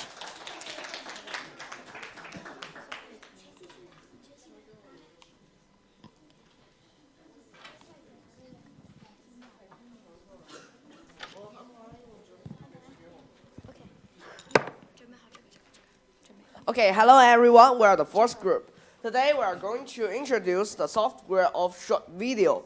I am Sarah Aaron. I'm Sarah Toby. I'm Ciel Celia. I am Ciel Fiona. I am Ciel Dorothy. Short video apps are the hottest applications this year. Many people of different ages and identities are crazy about these apps. Many people shoot and watch videos in these apps to get happiness. Nowadays, many stars and brands are all in. Look at these pictures. They are the most popular short video softwares in China and abroad. Although short videos are popular, they also have a negative impact. About real cases. Case 1. During the Spring Festival, a college girl has challenged some difficult movements and uploaded to the internet, which won many likes, but in the second challenge, she was seriously injured. Case 2. A little boy using his younger brother to do transparent tape experiment. As a result, his younger brother fell and injured himself. Case 3. A little girl recorded her finger dancing video on the TikTok apps, but her mother behind her was changing clothes. Unfortunately, her mother changing clothes was uploaded to the internet. A survey of 301 primary and secondary school students from 7 cities across the country was conducted and the results were found. At present, the 5 most popular and widely used short video apps are: first, TikTok; second, Kaigo Just Video; third, Vigo Video, formerly Hipstar; fourth, Watermelon Video; fifth, Tencent Macrovision. Questions. According to the current situation of short videos, we have sorted out the following problems. 1. Have you ever seen bad information on short videos? 2. Have you published short videos yourself? Researchers from different cities gave the following answers after the survey. Have you ever seen bad information on the short video? I want to ask everyone now. Have you ever seen bad messages on the short video? If you have, please raise your hand. Okay, 1, 2. No more? Okay, only 2. Are there anyone else? No. Okay. Okay. In the public interview, all of the interviewees said that they had never seen any bad information on the short video applications. However, during the private interview, some students admitted that they've been exposed to bad information.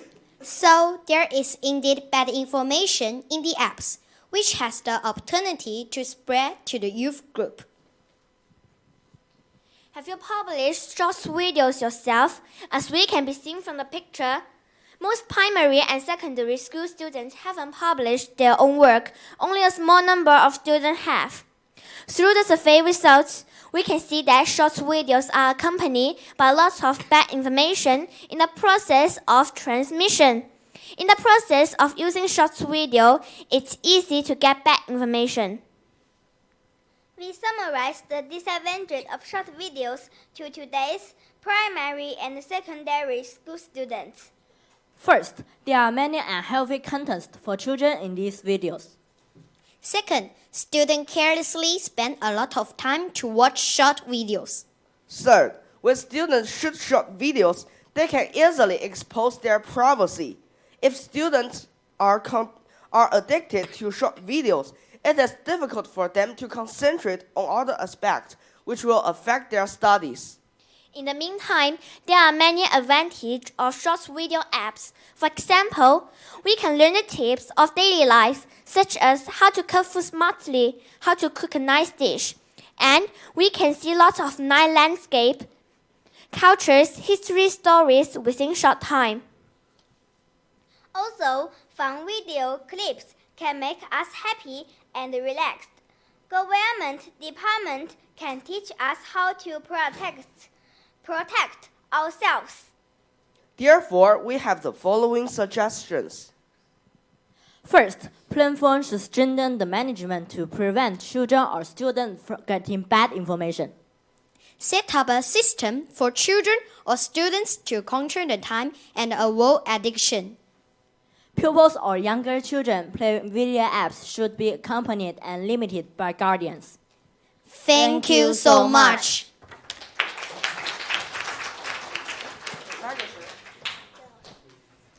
Okay, thank you, all the children. And now it's time for our question and answer. Is anybody have question for our children or to our reports?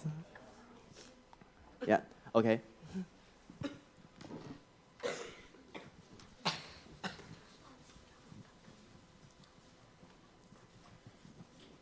Hi，所以我想鼓励你们这些小朋友，22位对吧？ Yeah. 还有老师们，你们表现得太棒了。然后我用华语问可以吗？还是我要用英文问？随便吗 ？Okay.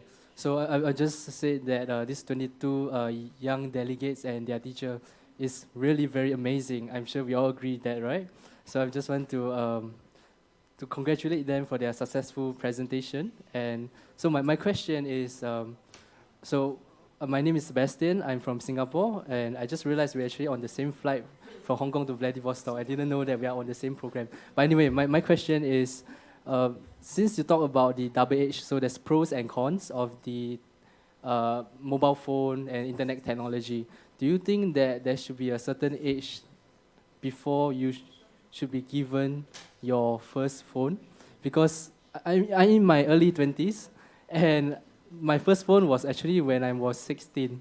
So I'm just curious, do you think that is a mobile phone, at what age do you think that you should be given a mobile phone, or should it be limited until you reach a certain age? So do you understand? Or 你需要我用中文？哦，对，所以我想问你们，这个没错没对的答案，所以我就是想听听你们的一些就是意见，对，我不想听老师的意见，我是想听你们代表的意见。我的问题就是说，因为我也是青年嘛，可是我第一个手机是好像是16岁还拿到手机吧，所以你们说的有好跟有坏的就是用手机的这些问题是吗？所以你们觉得你觉得应该到了一个年龄，你们还可以用手机吗？就是可能，还是你觉得就是越年轻越好？就是好奇吧，就想问一下，没对没错，就是想听听你们的想法，谁都可以回答，谢谢。什么年纪用手机你觉得合适？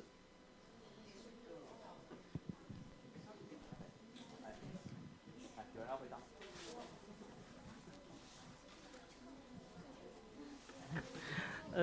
既然这样，那我有中文，我有中文。就是说，其实我并不是特别支持，就是那些小孩子就是特别小的年纪，然后就拿手机出来玩，因为毕竟，而且就是现在就是那个手机也变得更加智能化，也不像以前的那种老人机那样子，就是只用来沟通和交流，反而现在网络变得更发达，信息也就普及得更加广泛。然后呢，就是我是这么认为的，就是如果那个孩子的话，我认为是一般是5、6年级或者是初一这样子一个阶段，大概是10到11岁这样子。对，就是这个阶段的孩子，我认为哈，就是并不是说像以前那些所认为的，就是因为毕竟现在信息也就更加广泛了，10到11岁的那些学生也并不是说像以前一样那么很无知怎么样的，然后也是相对也有一定的知识的架构，就是他自己应该是能够明辨是非对错取直，然后的话也是可以在家长以及老师的一个管理下进行手机的一个运用。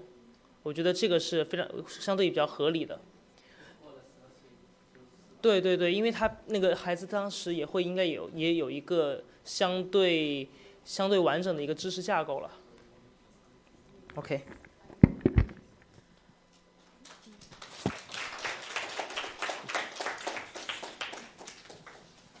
So maybe a quick translation for people who cannot understand Chinese in the room. I'm sorry, our translators can't do that. So briefly, our youth delegate said he believes that the mobile phones of this era is different from the mobile phones from before. There's a lot more functionality in addition to just making calls.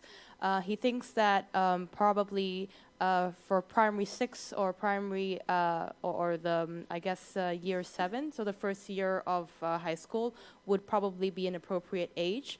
He also thinks that I guess children of that age also probably can understand a little more about a lot of the social aspects of this more than I guess children of that age in the previous I guess in different eras as well. So did I recap correctly what was being said? Hopefully that is it. So hopefully this is good.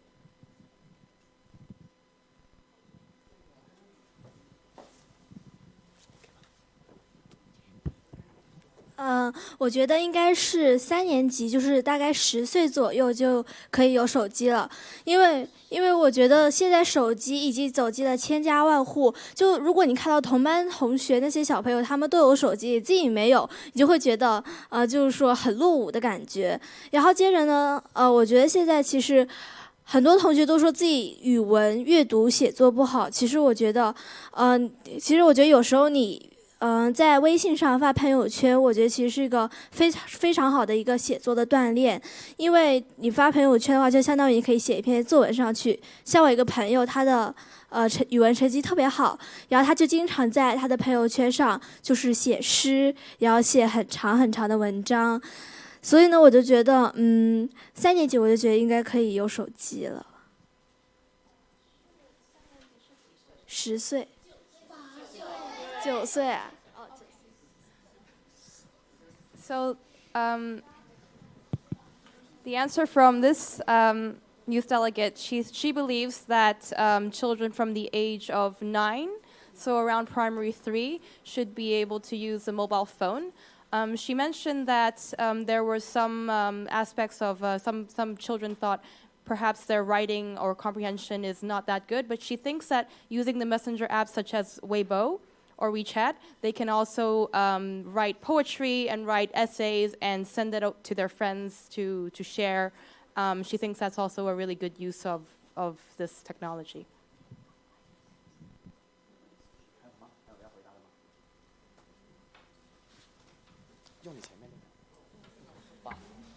我看一下，喂，有声音吗？好。OK， 我的回答是这样想的，我觉得应该是具体的年龄就是初一13岁的时候，因为我们现在不用，因为我们现在已经差不多快被作业压的那个什么翻不过来身了，然后我相信初一的同志也肯定会有自己的生活自理性，还有他们的思维其实也是不是，就是说他们有一定的生活自理性，并且能很好的管控好自己。其次呢，我认为初一配手机的主要理由是什么呢？因为初一有很多学校都是住宿的，然后他们需要一台手机去帮助他们。还有的话就是初一的知识是比较难的，然后有时候可能课本上面扩展不到，然后就需要用手机去查阅资料。像我们小学这种，其实查作文书、查资料书之类的，就可以找到那些，也不是特别的难。但是到了初一以后呢，就会比较的难，然后作业也比较多。其次的话就是作业一多的话，你就肯定会自己合理安排好自己的时间，然后从中抽出时间去看一下，也不会看太多的东西。我的回答就这样。OK， 谢谢。So this youth delegate believes that the age should be 13. So that's the first year of, I guess, secondary school. He thinks that it's a good age to be able to use the mobile phone for the first time because usually at that time, the lessons and the school work becomes more difficult. And he thinks using the device such as a mobile phone, he'll be able to research different information and be able to learn in that aspect. I think there was there more to it? No. So that's about it.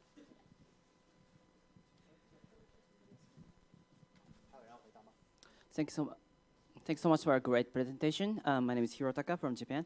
I'd like to ask a question. Sorry, I cannot speak Chinese, so sorry, I cannot speak Chinese. Okay. Oh, okay. Anyhow, so thank you so much for bringing this topic and idea for the wonderful report to here at the APR-IGF. And what you said, you present, it's like I feel like for personally, I feel same things like something happening in discussion happening in Japan as well. So what do you think this for next step? Because like I think that there is some common things that country or region has some issues, and you brought this up to the APR-IGF. So what do you think the next step to this discussion? 所以简单的，他的问题就是，现在你们已经做了这个很棒的、超棒的一个演讲，你们下一步是什么呢？下一步是什么？还是就是你还要就是好像可能就是要继续跟你朋友推荐你们这些的分享你们的过程吗？还是你有什么下一步呢？你们想要做什么？这是日本的代表的问题。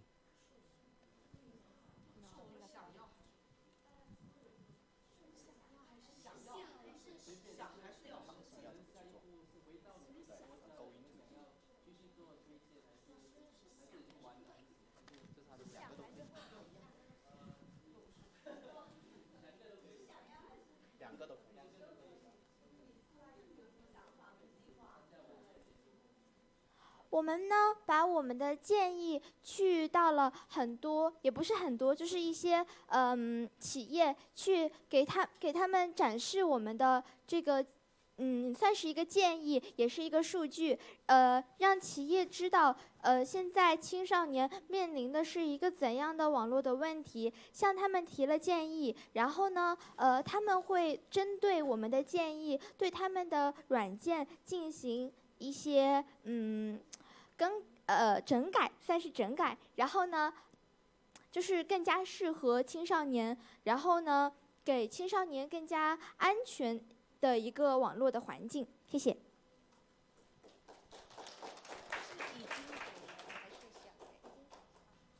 So this young delegate said that she wants to get this research and give it to different enterprises and companies for them to see the actual reflections from, I guess, children and also youth, so they can improve on their software based on this feedback. And that's about it. I think that's what it is.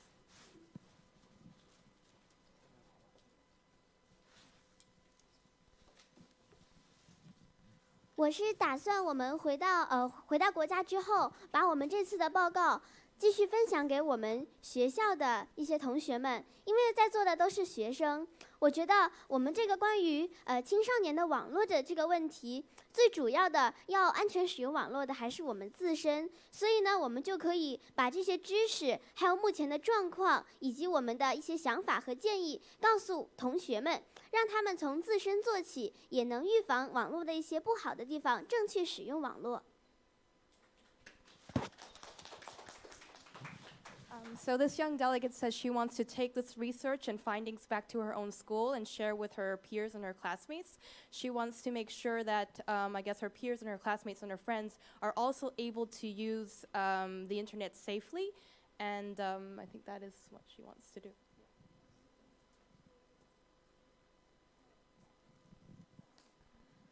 我觉得呢，像刚才这位同学说的一样，我们可能会分享给别人，但是我觉得，因为我们首先我觉得在座的每位同学应该都是班上的一些榜样，才会被推荐来到这里的。所以我觉得大家如果听了这个报告之后，听到了这个网络它有什么危害，我觉得大家应该就是说自己应该就首先要知道有什么危害，应该去克制住自己，不用去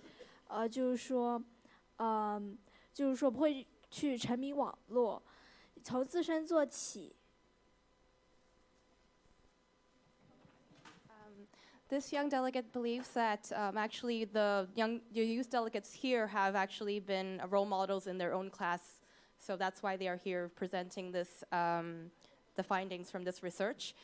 She wants everyone to really kind of start from themselves to actually know the harms of being online and how to be safe online. And that's how you're able to spread the message to their peers.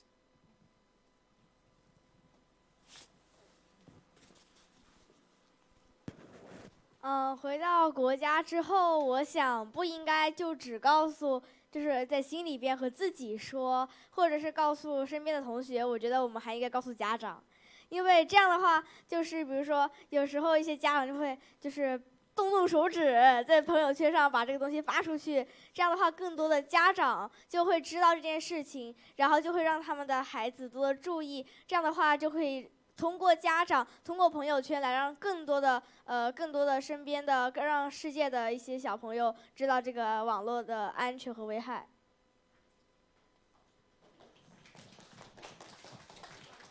So this young delegate believes that not only should they spread the message to their peers and classmates, they should also tell their parents.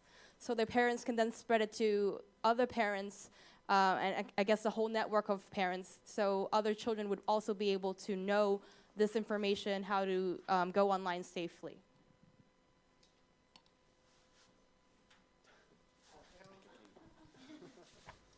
OK，我有2个想法，有2件事情我是要回国之后做的。第一个，扩大调查范围，因为我觉得我们如果单调查我们身边的同学是不够全面的。万一你有一个班，你身边全是好同学，或者说你旁边的坏同学居多，但是不是全部，所以我觉得应该要扩大调查的范围，然后进行一个更全面的调查，将那一份新的调查结果呈现出来。其次呢，就是可以联系我们的政府，然后让政府部门的话去通知相关的企业，或者说自己采取行动，然后去克制我们这种青少年网络成瘾的行为。然后就是把这一份更全面的，把它继续扩散出去，然后让它有更大的影响力。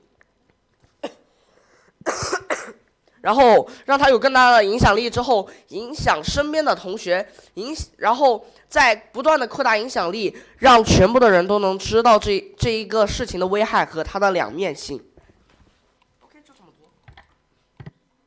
So this young delegate believes that he actually has 2 things he wants to do when he returns home. He wants to increase the scope of the research, so he thinks it's probably to get a bigger sample size. I believe that right now they're sampling just their own class or neighboring classes, but he wants to increase that so you get more data to update this research. And the second thing he wants to do is to communicate with a local government, to give this research to them to see how this can be further disseminated so the impact of the research would be greater.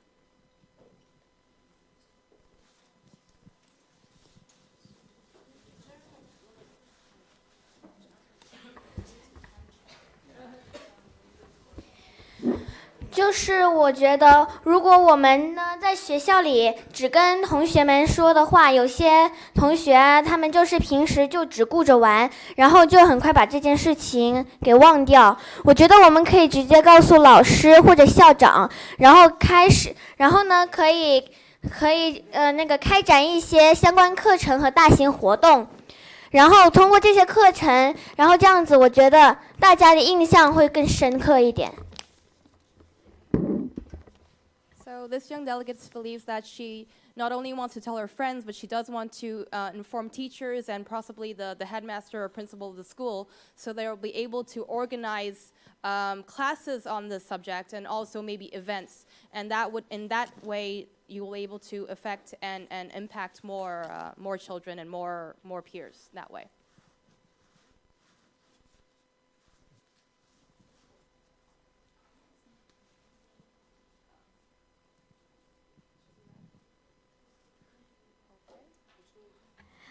我就是觉得，其实不只是要告诉，我们觉得我们应该自己开始做。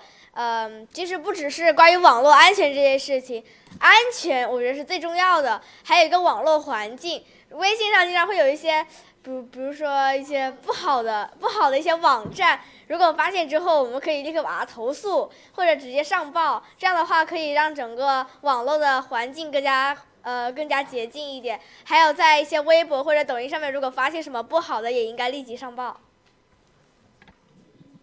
So this young delegate believes that actually telling someone is not enough. You have to do it yourself as well.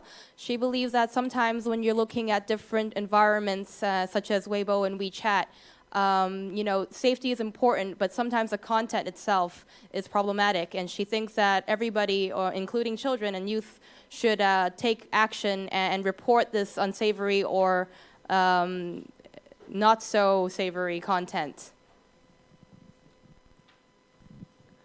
我的意见就是呢，就先不要告诉同学们或家长，我怕他们会忘记。就是呢，我们应该把自己的建议贴在什么公告栏之类的上面，然后呢，同学们走过之后呢，就随时走过都可以看一眼，就这样。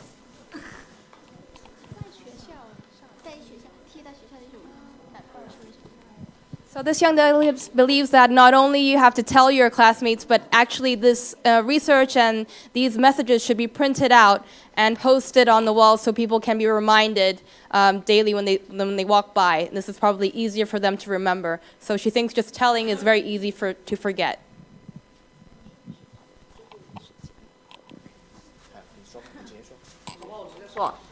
我就直接说哈，其实我觉得自觉是没用的。因为很多时候知道吧，我身边有同学，就是他们即使宣传了，跟他们宣传了很多次之后，他们还是会自己偷偷去玩游戏。所以我觉得自觉有时候是没用的，必须要强制。然后对于一些屡教不改的同志呢，我觉得吧，首先就是我觉得我们刚刚回答都是太单面了，我们应该做的就是让学校、家长、政府还有企业4个一起来去管理他们，还有去做出相对的一些怎么说相对的一些措施，然后就让我们的同学更好的去学习，更专注的去学习。就比如说我们国内版的 TikTok 抖音，然后它就有个青少年模式。那我觉得既然企业和政府他们2个如果都做出了必要的努力的话，那么我觉得学校还有家长也应该做出必要的努力。所以我觉得不单只是要提醒政府企业，其实我觉得应该是要全部一起提醒，并且做出相当的措施才是最应该的。So this young delegate believes that in addition to telling everyone, there's 4 different, groups that need to know: the enterprises and companies, the government, the parents, and also schools. He gave the example of the TikTok app, which is created in China. There's a youth mode there. He thinks there's a lot of interesting partnerships that's happened between enterprises and governments. He thinks that, more things need to be done through the schools and also through parents as well. And this way, a holistic kind of policy or a holistic way forward can be met.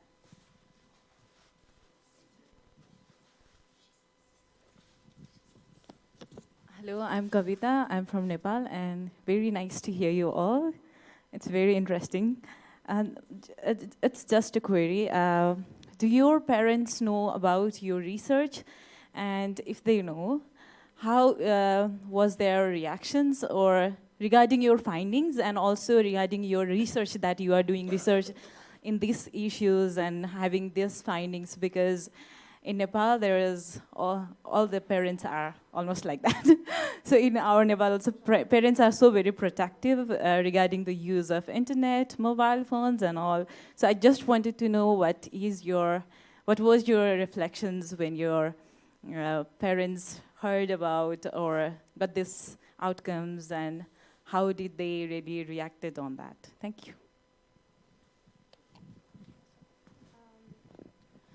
问题就是你们家长知不知道你们这些report 跟 research 的东西？还有，如果他们知道的话，他的反应是什么？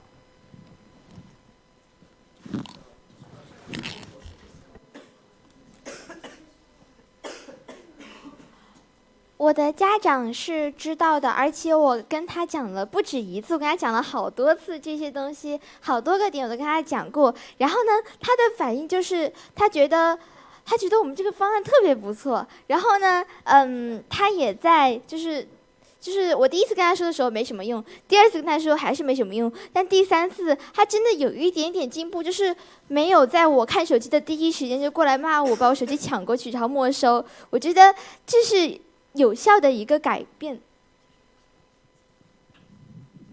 So this young delegate, her parents know about this research, and she actually told her parent about it 3 times. The first time, the reaction was the same, the second, the same. But at the third time, she noticed there was a different reaction to her using her mobile phone. They didn't immediately come and take her phone, and she thinks actually presenting this research to her parents was effective.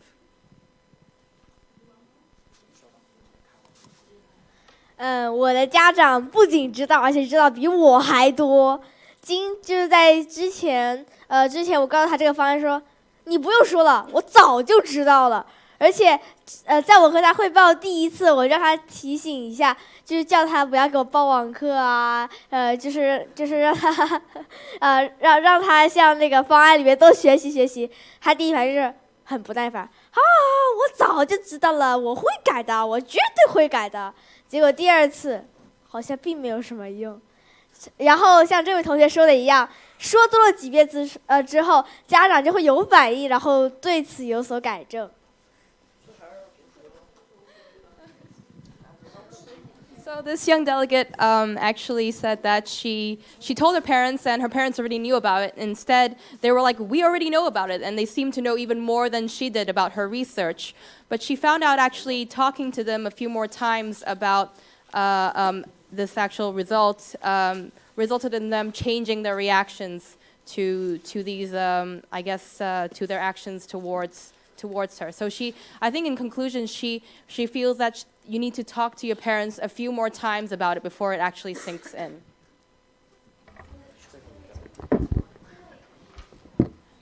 我家长也是知道我们有这个活动，然后他知道以后呢，就是表示非常的支持，而且也就是比在他没知道之前，在他知道之前，就是有更多在跟他朋友那个吃饭的时候也有宣传，然后还会在班会的时候额外再加一个关于这个的一个知识的普及。 So this young delegate says that her parents knew about it, and when she spoke to them, they not only supported her, they also spread this message to their peers and their friends. So I guess through the parent network, I think that was generally a very supportive reaction. So it's time, right?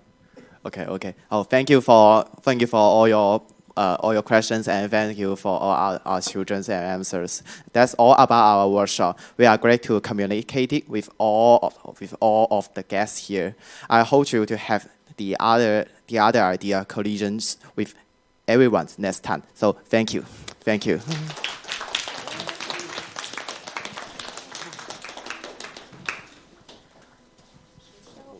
Quick announcement from the Secretariat. The programming for this room has concluded for the day, but we still have the plenary session in the main hall, so it will be starting at 5 o'clock, and that will be on the synthesis document. So I invite all of you to please come and join us and speak up, and all of this research that you've been having is extremely interesting, and we're very, very supportive of it. We think it's like extremely great that you're doing this research, so please do come.